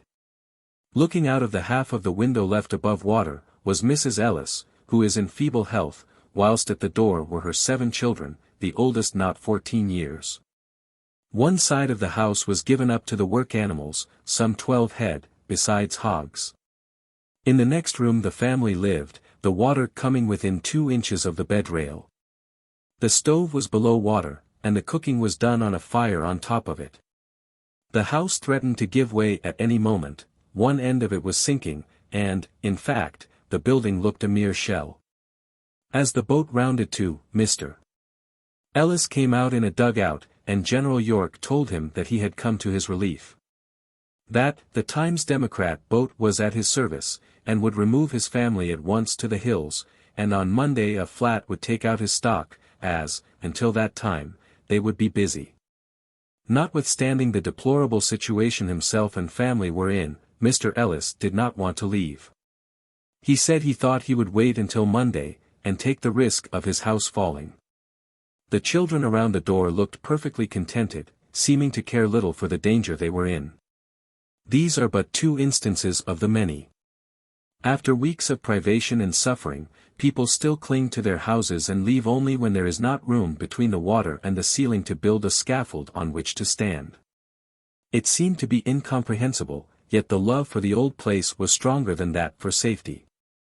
After leaving the Ellis place, the next spot touched at was the Oswald place. Here the flat was towed alongside the gin house where there were 15 heads standing in water, and yet, as they stood on scaffolds, their heads were above the top of the entrance. It was found impossible to get them out without cutting away a portion of the front, and so axes were brought into requisition and a gap made. After much labor the horses and mules were securely placed on the flat. At each place we stopped there are always 3, 4, or more dugouts arriving, bringing information of stock in other places in need. Notwithstanding the fact that a great many had driven a part of their stock to the hills some time ago, there yet remains a large quantity, which General York, who is working with indomitable energy, will get landed in the Pine Hills by Tuesday. All along Black River the Susie has been visited by scores of planters, whose tales are the repetition of those already heard of suffering and loss. An old planter, who has lived on the river since 1844, said there never was such a rise, and he was satisfied more than 1/4 of the stock has been lost. Luckily the people cared first for their work stock, and when they could find it horses and mules were housed in a place of safety. The rise which still continues, and was 2 inches last night, compels them to get them out to the hills. Hence it is that the work of General York is of such a great value. From daylight to late at night he is going this way and that, cheering by his kindly words and directing with calm judgment what is to be done. One unpleasant story, of a certain merchant in New Orleans, is told all along the river. It appears for some years past the planters have been dealing with this individual, and many of them had balances in his hands. When the overflow came they wrote for coffee, for meal, and, in fact, for such little necessities as were required. No response to these letters came, and others were written, and yet these old customers, with plantations under water, were refused even what was necessary to sustain life. It is needless to say he is not popular now on Back River. The hills spoken of as the place of refuge for the people and stock on Black River are in Catahoula Parish, 24 miles from Black River. After filling the flat with cattle we took on board the family of T.S. Hooper, 7 in number, who could not longer remain in their dwelling, and we are now taking them up Little River to the hills. The flood still rising. Troy, March 27, 1882, noon. The flood here is rising about 3½ inches every 24 hours, and rains have set in which will increase this. General York feels now that our efforts ought to be directed toward saving life, as the increase of the water has jeopardized many houses. We intend to go up the Tensaw in a few minutes, and then we will return and go down Black River to take off families. There is a lack of steam transportation here to meet the emergency. The General has 3 boats chartered, with flats in tow, but the demand for these to tow out stock is greater than they can meet with promptness. All are working night and day, and the Susie hardly stops for more than an hour anywhere. The rise has placed Trinity in a dangerous plight, and momentarily it is expected that some of the houses will float off. Troy is a little higher, yet all are in the water. Reports have come in that a woman and child have been washed away below here, and 2 cabins floated off. Their occupants are the same who refused to come off day before yesterday. One would not believe the utter passiveness of the people. As yet no news has been received of the steamer Delia, which is supposed to be the one sunk in yesterday's storm on Lake Catahoula. She is due here now, but has not arrived. Even the mail here is most uncertain, and this I send by skiff to Natchez to get it to you. It is impossible to get accurate data as to past crops, etc. As those who know much about the matter have gone, and those who remain are not well versed in the production of this section. General York desires me to say that the amount of rations formerly sent should be duplicated and sent at once. It is impossible to make any estimate, for the people are fleeing to the hills, so rapid is the rise. The residents here are in a state of commotion that can only be appreciated when seen, and complete demoralization has set in. If rations are drawn for any particular section hereabouts, they would not be certain to be distributed, so everything should be sent to Troy as a center, and the general will have it properly disposed of. He has sent for 100 tents, and, if all go to the hills who are in motion now, 200 will be required. Appendix B. The Mississippi River Commission. The condition of this rich valley of the lower Mississippi, immediately after and since the war, constituted one of the disastrous effects of war most to be deplored.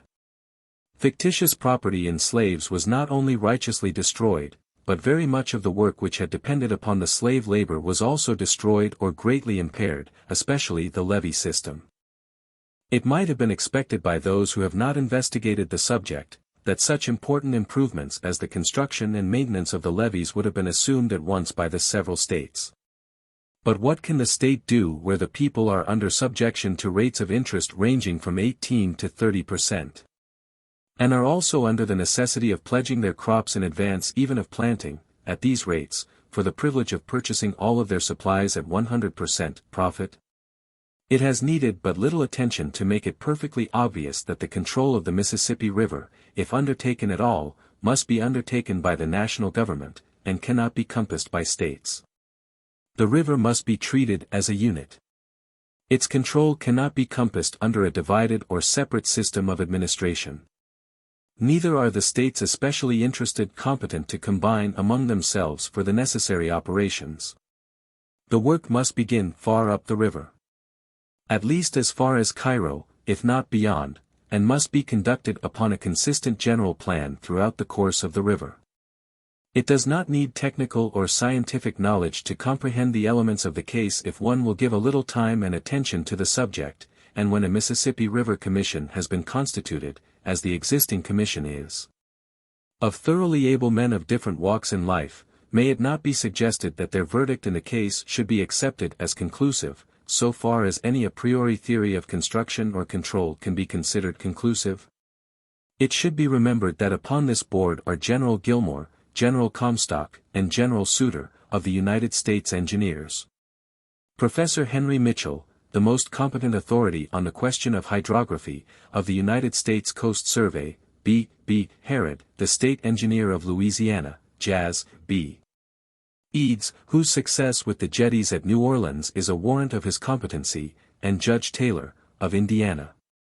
It would be presumption on the part of any single man, however skilled, to contest the judgment of such a board as this. The method of improvement proposed by the Commission is at once in accord with the results of engineering experience and with observations of nature where meeting our wants. As in nature the growth of trees and their proneness where undermined to fall across the slope and support the bank secures at some points a fair depth of channel and some degree of permanence. So in the project of the engineer the use of timber and brush and the encouragement of forest growth are the main features. It is proposed to reduce the width where excessive by brushwood dikes, at first low, but raised higher and higher as the mud of the river settles under their shelter, and finally slope them back at the angle upon which willows will grow freely. In this work there are many details connected with the forms of these shelter dikes, their arrangements so as to present a series of settling basins, etc., a description of which would only complicate the conception.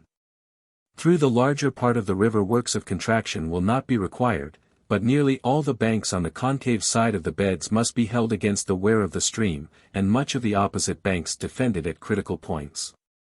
The works having in view this conservative object may be generally designated works of revetment, and these also will be largely of brushwood, woven in continuous carpets or twined into wire netting.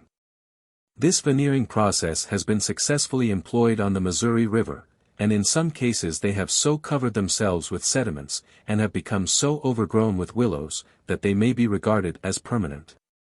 In securing these mats rubble stone is to be used in small quantities, and in some instances the dressed slope between high and low river will have to be more or less paved with stone. Anyone who has been on the Rhine will have observed operations not unlike those to which we have just referred. And, indeed, most of the rivers of Europe flowing among their own alluvia have required similar treatment in the interest of navigation and agriculture. The levee is the crowning work of bank revetment, although not necessarily in immediate connection. It may be set back a short distance from the revet bank, but it is, in effect, the requisite parapet. The flood river and the low river cannot be brought into register, and compelled to unite in the excavation of a single permanent channel, without a complete control of all the stages. And even the abnormal rise must be provided against, because this would endanger the levee, and once in force behind the works of revetment would tear them also away. Under the general principle that the local slope of a river is the result and measure of the resistance of its bed, it is evident that a narrow and deep stream should have less slope, because it has less frictional surface in proportion to capacity. i.e., less perimeter in proportion to area of cross-section. The ultimate effect of levees and revetments confining the floods and bringing all the stages of the river into register is to deepen the channel and let down the slope. The first effect of the levees is to raise the surface. But this, by inducing greater velocity of flow, inevitably causes an enlargement of section, and if this enlargement is prevented from being made at the expense of the banks, the bottom must give way and the form of the waterway be so improved as to admit this flow with less rise. The actual experience with levees upon the Mississippi River, with no attempt to hold the banks, has been favorable, and no one can doubt, upon the evidence furnished in the reports of the Commission, that if the earliest levees had been accompanied by revetment of banks, and made complete, we should have today a river navigable at low water, and an adjacent country safe from inundation. Of course it would be illogical to conclude that the constrained river can ever lower its flood slope so as to make levees unnecessary, but it is believed that, by this lateral constraint, the river as a conduit may be so improved in form that even those rare floods which result from the coincident rising of many tributaries will find vent without destroying levees of ordinary height. That the actual capacity of a channel through alluvium depends upon its service during floods has been often shown, but this capacity does not include anomalous, but recurrent, floods. It is hardly worth while to consider the projects for relieving the Mississippi River floods by creating new outlets, since these sensational propositions have commended themselves only to unthinking minds, and have no support among engineers. Were the river bed cast iron, a resort to openings for surplus waters might be a necessity. But as the bottom is yielding, and the best form of outlet is a single deep channel, as realizing the least ratio of perimeter to area of cross-section, there could not well be a more unphilosophical method of treatment than the multiplication of avenues of escape. In the foregoing statement the attempt has been made to condense in as limited a space as the importance of the subject would permit, the general elements of the problem, and the general features of the proposed method of improvement which has been adopted by the Mississippi River Commission. The writer cannot help feeling that it is somewhat presumptuous on his part to attempt to present the facts relating to an enterprise which calls for the highest scientific skill. But it is a matter which interests every citizen of the United States, and is one of the methods of reconstruction which ought to be approved. It is a war claim which implies no private gain, and no compensation except for one of the cases of destruction incident to war, which may well be repaired by the people of the whole country. Edward Atkinson. Boston, April 14, 1882. Appendix C. Reception of Captain Basil Hall's book in the United States. Having now arrived nearly at the end of our travels, I am induced, ere I conclude, again to mention what I consider as one of the most remarkable traits in the national character of the Americans. Namely, their exquisite sensitiveness and soreness respecting everything said or written concerning them. Of this, perhaps, the most remarkable example I can give is the effect produced on nearly every class of readers by the appearance of Captain Basil Hall's Travels in North America. In fact, it was a sort of moral earthquake, and the vibration it occasioned through the nerves of the Republic, from one corner of the Union to the other, was by no means over when I left the country in July 1831, a couple of years after the shock. I was in Cincinnati when these volumes came out, but it was not till July 1830, that I procured a copy of them. One bookseller to whom I applied told me that he had had a few copies before he understood the nature of the work, but that, after becoming acquainted with it, nothing should induce him to sell another. Other persons of his profession must, however, have been less scrupulous. For the book was read in city, town, village, and hamlet, steamboat, and stage-coach, and a sort of war-whoop was sent forth perfectly unprecedented in my recollection upon any occasion whatever. An ardent desire for approbation, and a delicate sensitiveness under censure, have always, I believe, been considered as amiable traits of character. But the condition into which the appearance of Captain Hall's work threw the Republic shows plainly that these feelings, if carried to excess, produce a weakness which amounts to imbecility. It was perfectly astonishing to hear men who, on other subjects, were of some judgment, utter their opinions upon this. I never heard of any instance in which the common sense generally found in national criticism was so overthrown by passion. I do not speak of the want of justice, and of fair and liberal interpretation. These, perhaps, were hardly to be expected.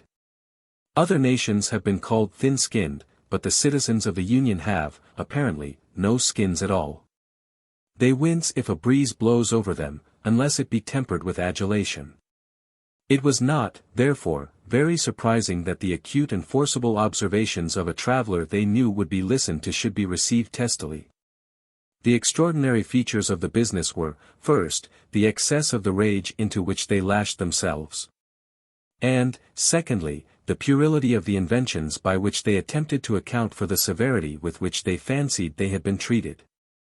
Not content with declaring that the volumes contained no word of truth, from beginning to end, which is an assertion I heard made very nearly as often as they were mentioned. The whole country set to work to discover the causes why Captain Hall had visited the United States, and why he had published his book. I have heard it said with as much precision and gravity as if the statement had been conveyed by an official report. That Captain Hall had been sent out by the British government expressly for the purpose of checking the growing admiration of England for the government of the United States, that it was by a commission from the Treasury he had come. And that it was only in obedience to orders that he had found anything to object to. I do not give this as the gossip of a coterie. I am persuaded that it is the belief of a very considerable portion of the country. So deep is the conviction of this singular people that they cannot be seen without being admired, that they will not admit the possibility that any one should honestly and sincerely find aught to disapprove in them or their country. The American reviews are, many of them, I believe, well known in England. I need not, therefore, quote them here, but I sometimes wonder that they, none of them, ever thought of translating Obadiah's curse into classic American. If they had done so, on placing, he, Basil Hall, between brackets, instead of, he, Obadiah, it would have saved them a world of trouble. I can hardly describe the curiosity with which I sat down at length to peruse these tremendous volumes. Still less can I do justice to my surprise at their contents. To say that I found not one exaggerated statement throughout the work is by no means saying enough. It is impossible for anyone who knows the country not to see that Captain Hall earnestly sought out things to admire and commend. When he praises, it is with evident pleasure. And when he finds fault, it is with evident reluctance and restraint, excepting where motives purely patriotic urge him to state roundly what it is for the benefit of his country should be known. In fact, Captain Hall saw the country to the greatest possible advantage.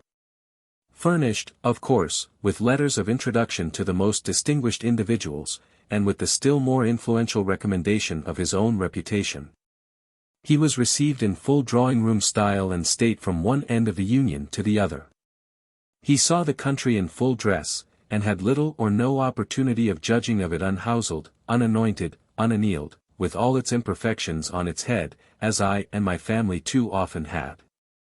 Captain Hall had certainly excellent opportunities of making himself acquainted with the form of the government and the laws, and of receiving, moreover, the best oral commentary upon them, in conversation with the most distinguished citizens. Of these opportunities he made excellent use. Nothing important met his eye which did not receive that sort of analytical attention which an experienced and philosophical traveler alone can give. This has made his volumes highly interesting and valuable. But I am deeply persuaded, that were a man of equal penetration to visit the United States with no other means of becoming acquainted with the national character than the ordinary working-day intercourse of life. He would conceive an infinitely lower idea of the moral atmosphere of the country than Captain Hall appears to have done. And the internal conviction on my mind is strong, that if Captain Hall had not placed a firm restraint on himself, he must have given expression to far deeper indignation than any he has uttered against many points in the American character, with which he shows from other circumstances that he was well acquainted. His rule appears to have been to state just so much of the truth as would leave on the mind of his readers a correct impression, at the least cost of pain to the sensitive folks he was writing about. He states his own opinions and feelings, and leaves it to be inferred that he has good grounds for adopting them, but he spares the Americans the bitterness which a detail of the circumstances would have produced. If anyone chooses to say that some wicked antipathy to 12 millions of strangers is the origin of my opinion, I must bear it, and were the question one of mere idle speculation, I certainly would not court the abuse I must meet for stating it. But it is not so. The candor which he expresses, and evidently feels, they mistake for irony, or totally distrust.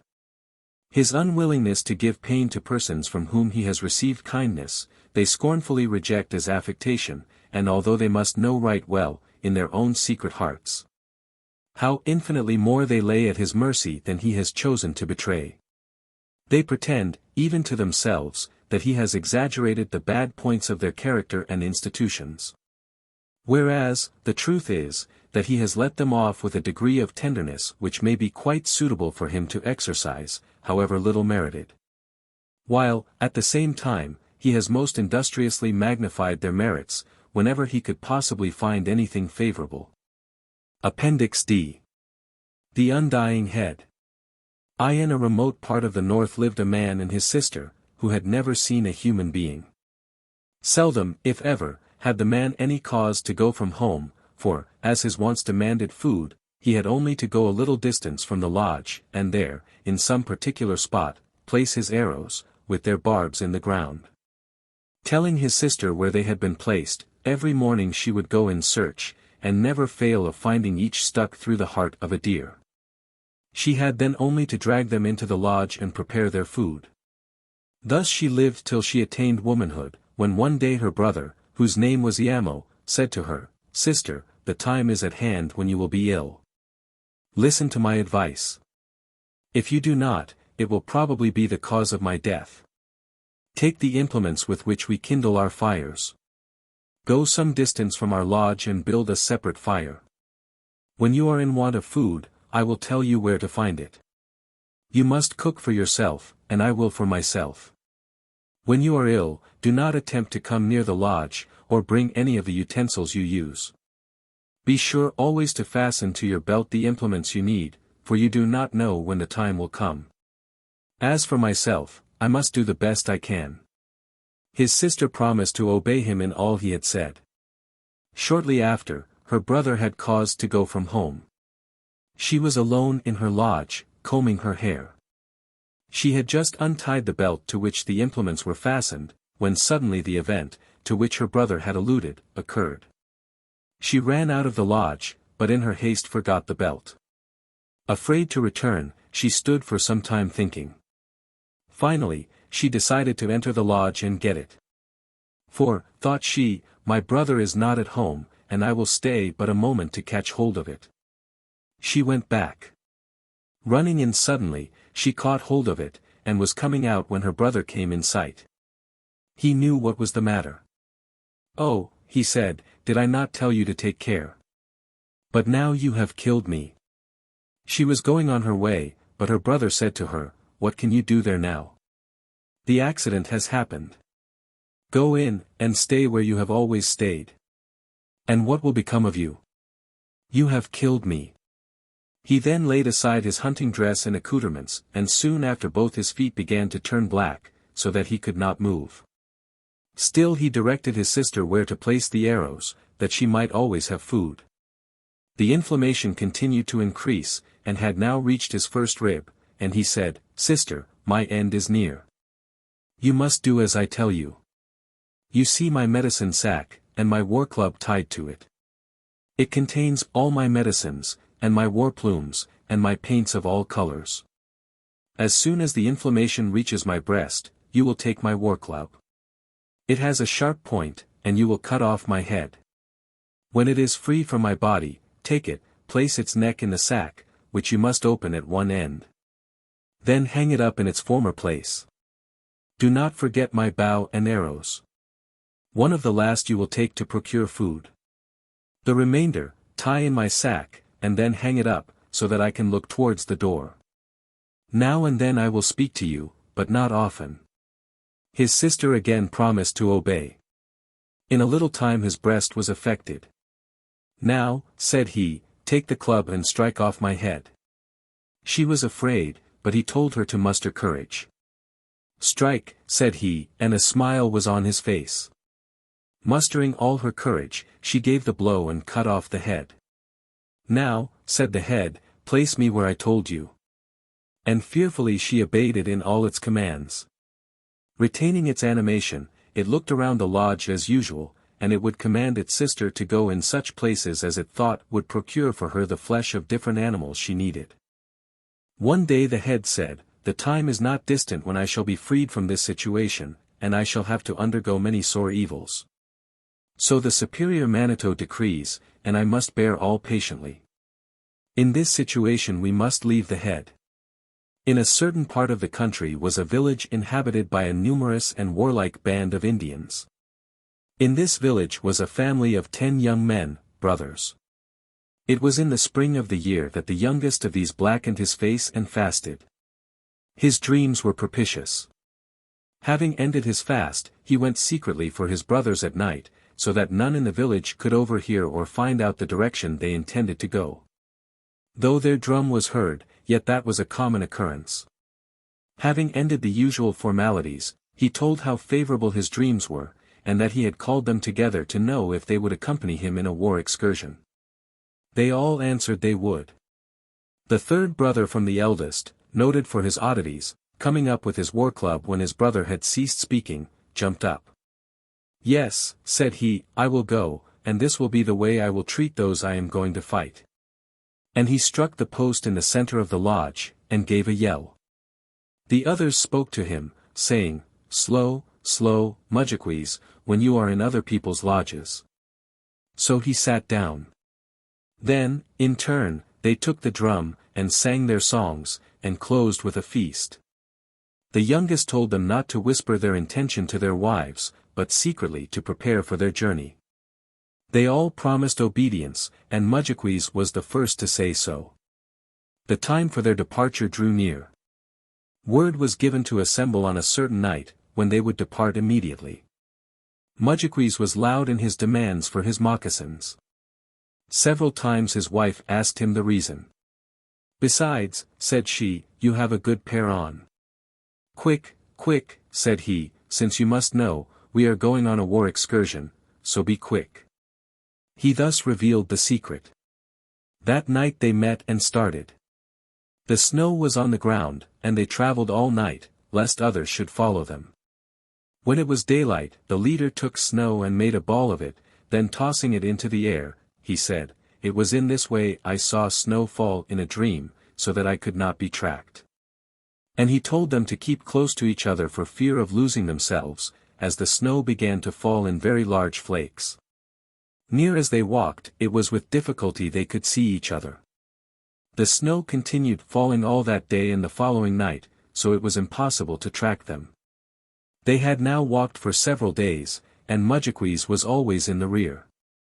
One day, running suddenly forward, he gave the Sasauquan, war whoop, and struck a tree with his war club, and it broke into pieces as if struck with lightning.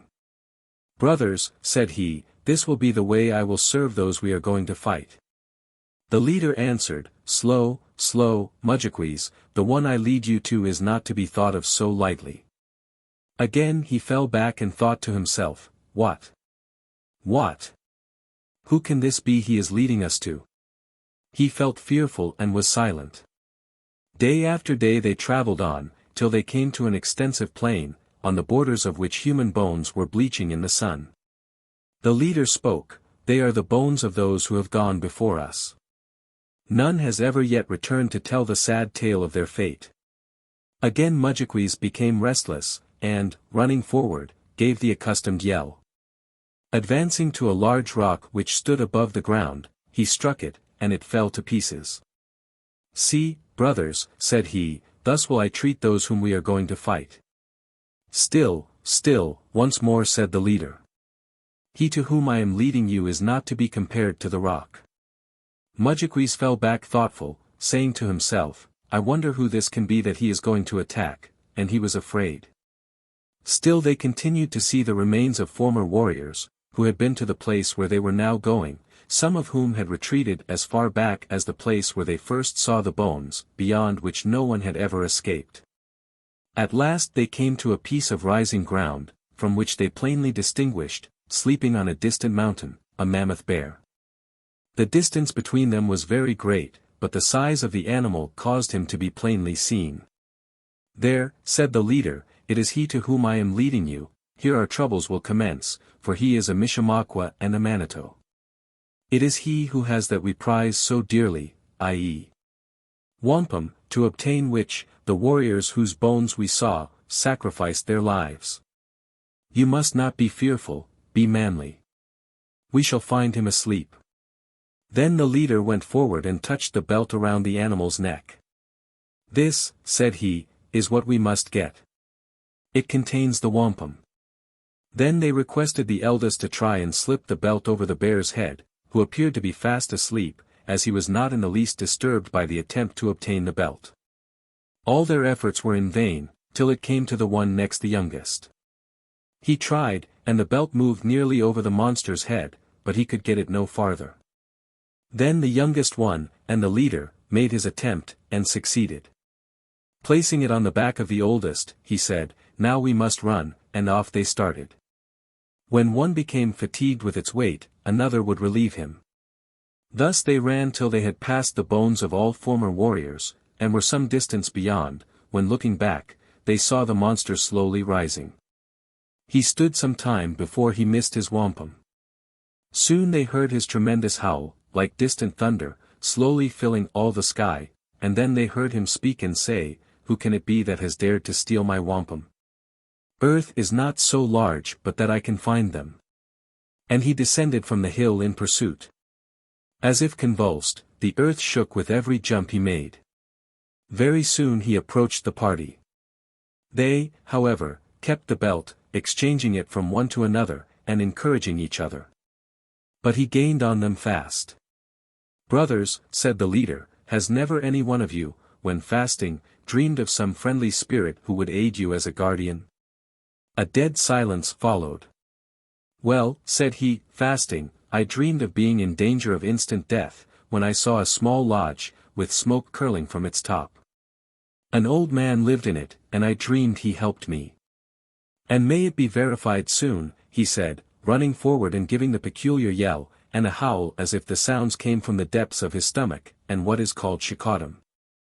Getting upon a piece of rising ground, behold, a lodge, with smoke curling from its top, appeared. This gave them all new strength, and they ran forward and entered it. The leader spoke to the old man who sat in the lodge, saying, "Nemesho, help us. We claim your protection, for the great bear will kill us." "Sit down and eat, my grandchildren," said the old man. "Who is a great Manitou?" said he. "There is none but me, but let me look," and he opened the door of the lodge, when, lo! At a little distance he saw the enraged animal coming on, with slow but powerful leaps. He closed the door. "Yes," said he is indeed a great Manitou, my grandchildren, you will be the cause of my losing my life. You asked my protection, and I granted it, so now, come what may, I will protect you. When the bear arrives at the door, you must run out of the other door of the lodge." Then putting his hand to the side of the lodge where he sat, he brought out a bag which he opened. Taking out 2 small black dogs, he placed them before him. "These are the ones I use when I fight," said he. And he commenced patting with both hands the sides of one of them, and he began to swell out, so that he soon filled the lodge by his bulk, and he had great strong teeth. When he attained his full size he growled, and from that moment, as from instinct, he jumped out at the door and met the bear, who in another leap would have reached the lodge. A terrible combat ensued. The skies rang with the howls of the fierce monsters. The remaining dogs soon took the field. The brothers, at the onset, took the advice of the old man, and escaped through the opposite side of the lodge. They had not proceeded far before they heard the dying cry of one of the dogs, and soon after of the other. "Well," said the leader, "the old man will share their fate, so run, he will soon be after us." They started with fresh vigor, for they had received food from the old man, but very soon the bear came in sight, and again was fast gaining upon them. Again the leader asked the brothers if they could do nothing for their safety. All were silent. The leader, running forward, did as before. "I dreamed," he cried, "that, being in great trouble, an old man helped me who was a manito. We shall soon see his lodge." Taking courage, they still went on. After going a short distance they saw the lodge of the old manito. They entered immediately and claimed his protection, telling him a manito was after them. The old man, setting meat before them, said, "Eat." "Who is a manito?" "There is no manito but me, there is none whom I fear," and the earth trembled as the monster advanced. The old man opened the door and saw him coming. He shut it slowly, and said, "Yes, my grandchildren, you have brought trouble upon me." Procuring his medicine sack, he took out his small war-clubs of black stone, and told the young men to run through the other side of the lodge. As he handled the clubs, they became very large, and the old man stepped out just as the bear reached the door. Then striking him with one of the clubs, it broke in pieces, the bear stumbled. Renewing the attempt with the other war-club, that also was broken, but the bear fell senseless. Each blow the old man gave him sounded like a clap of thunder, and the howls of the bear ran along till they filled the heavens. The young men had now run some distance, when they looked back.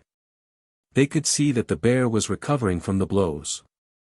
First he moved his paws, and soon they saw him rise on his feet. The old man shared the fate of the first, for they now heard his cries as he was torn in pieces. Again the monster was in pursuit, and fast overtaking them. Not yet discouraged, the young men kept on their way. But the bear was now so close, that the leader once more applied to his brothers, but they could do nothing. "Well," said he, "my dreams will soon be exhausted, after this I have but one more." He advanced, invoking his guardian spirit to aid him. "Once," said he, "I dreamed that, being sorely pressed, I came to a large lake, on the shore of which was a canoe, partly out of water, having 10 paddles all in readiness. 'Do not fear,' he cried, 'we shall soon get it.' And so it was, even as he had said. Coming to the lake, they saw the canoe with 10 paddles, and immediately they embarked. Scarcely had they reached the center of the lake, when they saw the bear arrive at its borders. Lifting himself on his hind legs, he looked all around. Then he waded into the water, then losing his footing he turned back, and commenced making the circuit of the lake. Meantime the party remained stationary in the center to watch his movements. He traveled all around, till at last he came to the place from whence he started. Then he commenced drinking up the water, and they saw the current fast setting in towards his open mouth. The leader encouraged them to paddle hard for the opposite shore. When only a short distance from land, the current had increased so much, that they were drawn back by it, and all their efforts to reach it were in vain. Then the leader again spoke, telling them to meet their fates manfully.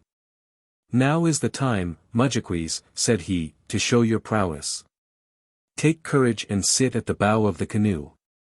And when it approaches his mouth, try what effect your club will have on his head." He obeyed, and stood ready to give the blow, while the leader, who steered, directed the canoe for the open mouth of the monster.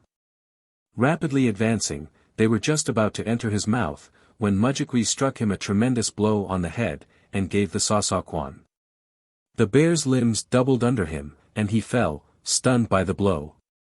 But before Mudjequees could renew it, the monster disgorged all the water he had drank, with a force which sent the canoe with great velocity to the opposite shore. Instantly leaving the canoe, again they fled, and on they went till they were completely exhausted. The earth again shook, and soon they saw the monster hard after them. Their spirits drooped, and they felt discouraged. The leader exerted himself, by actions and words, to cheer them up, and once more he asked them if they thought of nothing, or could do nothing for their rescue, and, as before, all were silent. Then, he said, "This is the last time I can apply to my guardian spirit.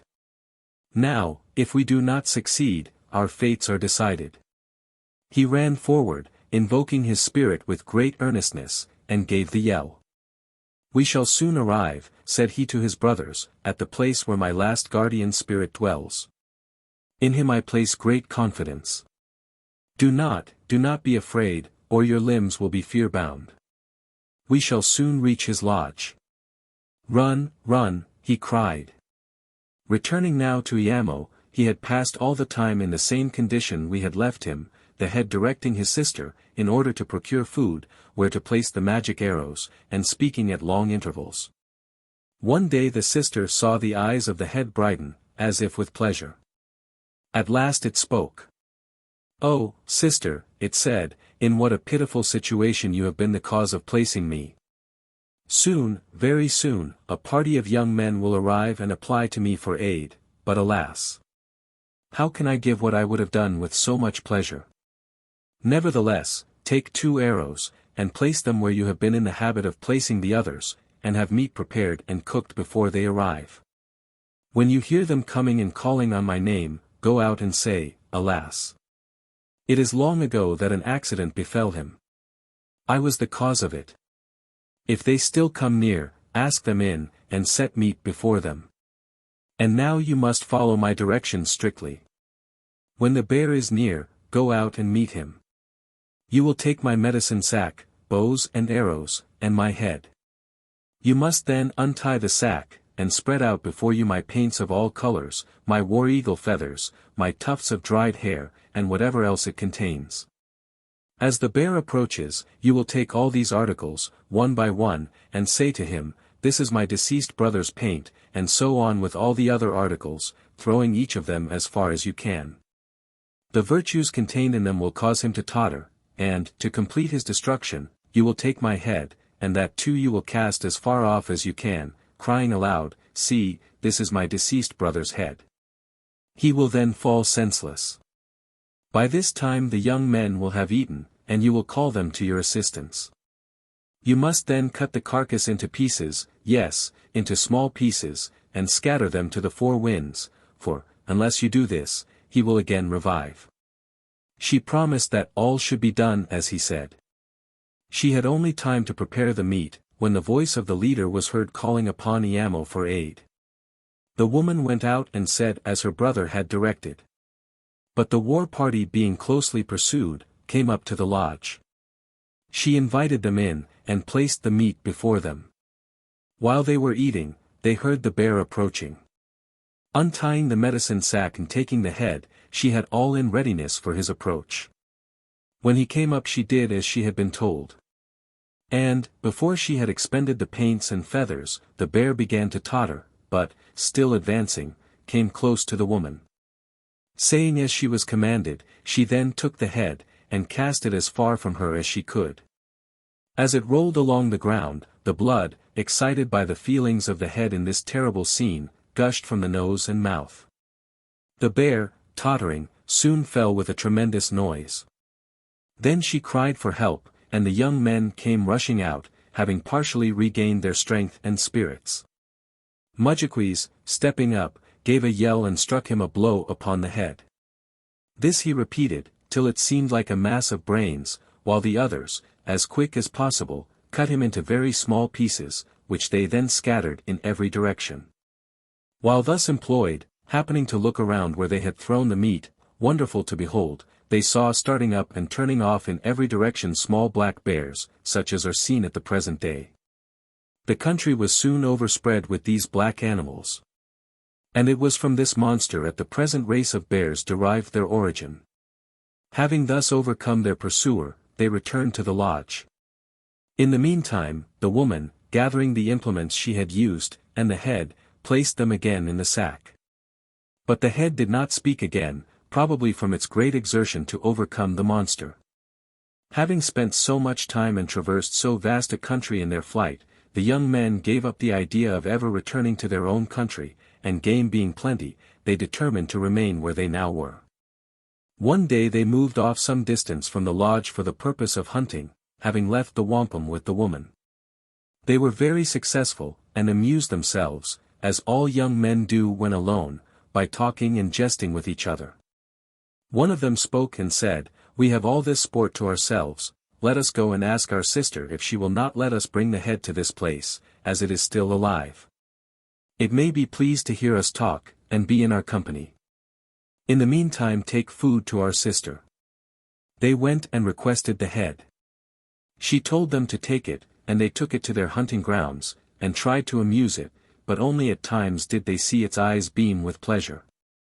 One day, while busy in their encampment, they were unexpectedly attacked by unknown Indians. The skirmish was long contested and bloody, many of their foes were slain, but still they were 30 to 1. The young men fought desperately till they were all killed. The attacking party then retreated to a height of ground, to muster their men, and to count the number of missing and slain. One of their young men had stayed away, and, in endeavoring to overtake them, came to the place where the head was hung up. Seeing that alone retained animation, he eyed it for some time with fear and surprise. However, he took it down and opened the sack, and was much pleased to see the beautiful feathers, one of which he placed on his head. Starting off, it waved gracefully over him till he reached his party, when he threw down the head and sack, and told them how he had found it, and that the sack was full of paints and feathers. They all looked at the head and made sport of it. Numbers of the young men took the paint and painted themselves, and one of the party took the head by the hair and said, "Look, you ugly thing, and see your paints on the faces of warriors." But the feathers were so beautiful, that numbers of them also placed them on their heads. Then again they used all kinds of indignity to the head, for which they were in turn repaid by the death of those who had used the feathers. Then the chief commanded them to throw away all except the head. "We will see," said he, "when we get home, what we can do with it. We will try to make it shut its eyes." When they reached their homes they took it to the council lodge, and hung it up before the fire, fastening it with raw hide soaked, which would shrink and become tightened by the action of the fire. "We will then see," they said, "if we cannot make it shut its eyes." Meantime, for several days, the sister had been waiting for the young men to bring back the head, till, at last, getting impatient, she went in search of it. The young men she found lying within short distances of each other, dead, and covered with wounds. Various other bodies lay scattered in different directions around them. She searched for the head and sack, but they were nowhere to be found. She raised her voice and wept, and blackened her face. Then she walked in different directions, till she came to the place from whence the head had been taken. Then she found the magic bow and arrows, where the young men, ignorant of their qualities, had left them. She thought to herself that she would find her brother's head, and came to a piece of rising ground, and there saw some of his paints and feathers. These she carefully put up, and hung upon the branch of a tree till her return. At dusk she arrived at the first lodge of a very extensive village. Here she used a charm, common among Indians when they wish to meet with a kind reception. On applying to the old man and woman of the lodge, she was kindly received. She made known her errand. The old man promised to aid her, and told her the head was hung up before the council fire, and that the chiefs of the village, with their young men, kept watch over it continually. The former are considered as Manitos. She said she only wished to see it, and would be satisfied if she could only get to the door of the lodge. She knew she had not sufficient power to take it by force. "Come with me," said the Indian, "I will take you there." They went, and they took their seats near the door. The council lodge was filled with warriors, amusing themselves with games, and constantly keeping up a fire to smoke the head, as they said, to make dry meat. They saw the head move, and not knowing what to make of it, one spoke and said, ha. Ha. It is beginning to feel the effects of the smoke. The sister looked up from the door, and her eyes met those of her brother, and tears rolled down the cheeks of the head. "Well," said the chief, "I thought we would make you do something at last. Look. Look at it," shedding tears, said he to those around him, and they all laughed and passed their jokes upon it. The chief, looking around, and observing the woman, after some time said to the man who came with her, "Who have you got there? I have never seen that woman before in our village." "Yes," replied the man, "you have seen her, she is a relation of mine, and seldom goes out. She stays at my lodge, and asked me to allow her to come with me to this place." In the center of the lodge sat one of those young men who are always forward, and fond of boasting and displaying themselves before others. "Why," said he, "I have seen her often, and it is to this lodge I go almost every night to court her." All the others laughed and continued their games. The young man did not know he was telling a lie to the woman's advantage, who by that means escaped. She returned to the man's lodge, and immediately set out for her own country. Coming to the spot where the bodies of her adopted brothers lay, she placed them together, their feet toward the east. Then taking an axe which she had, she cast it up into the air, crying out, "Brothers, get up from under it, or it will fall on you." This she repeated 3 times, and the 3rd time the brothers all arose and stood on their feet. Mudjekees commenced rubbing his eyes and stretching himself. "Why," said he, "I have overslept myself." "No, indeed," said one of the others, "do you not know we were all killed, and that it is our sister who has brought us to life?" The young men took the bodies of their enemies and burned them. Soon after, the woman went to procure wives for them, in a distant country, they knew not where. But she returned with 10 young women, which she gave to the 10 young men, beginning with the eldest. Mudjekees stepped to and fro, uneasy lest he should not get the one he liked. But he was not disappointed, for she fell to his lot. And they were well matched, for she was a female magician. They then all moved into a very large lodge, and their sister told them that the women must now take turns in going to her brother's head every night, trying to untie it. They all said they would do so with pleasure. The eldest made the first attempt, and with a rushing noise she fled through the air. Toward daylight she returned. She had been unsuccessful, as she succeeded in untying only one of the knots. All took their turns regularly, and each one succeeded in untying only one knot each time. But when the youngest went, she commenced the work as soon as she reached the lodge. Although it had always been occupied, still the Indians never could see any one. For 10 nights now, the smoke had not ascended, but filled the lodge and drove them out. This last night they were all driven out, and the young woman carried off the head. The young people and the sister heard the young woman coming high through the air, and they heard her saying, "Prepare the body of our brother." And as soon as they heard it, they went to a small lodge where the black body of Iamo lay. His sister commenced cutting the neck part, from which the neck had been severed. She cut so deep as to cause it to bleed. And the others who were present, by rubbing the body and applying medicines, expelled the blackness. In the meantime, the one who brought it, by cutting the neck of the head, caused that also to bleed. As soon as she arrived, they placed that close to the body, and, by aid of medicines and various other means, succeeded in restoring Iamo to all his former beauty and manliness. All rejoiced in the happy termination of their troubles, and they had spent some time joyfully together, when Iamo said, "Now I will divide the wampum," and getting the belt which contained it, he commenced with the eldest, giving it in equal portions. But the youngest got the most splendid and beautiful, as the bottom of the belt held the richest and rarest. They were told that, since they had all once died, and were restored to life, they were no longer mortal, but spirits, and they were assigned different stations in the invisible world. Only Mudjekees's place was, however, named. He was to direct the west wind, hence generally called Kebian, there to remain forever. They were commanded, as they had it in their power, to do good to the inhabitants of the earth, and, forgetting their sufferings in procuring the wampum, to give all things with a liberal hand. And they were also commanded that it should also be held by them sacred, those grains or shells of the pale hue to be emblematic of peace, while those of the darker hue would lead to evil and war. The spirits then, amid songs and shouts, took their flight to their respective abodes on high, while Iamo, with his sister Iamaqua, descended into the depths below.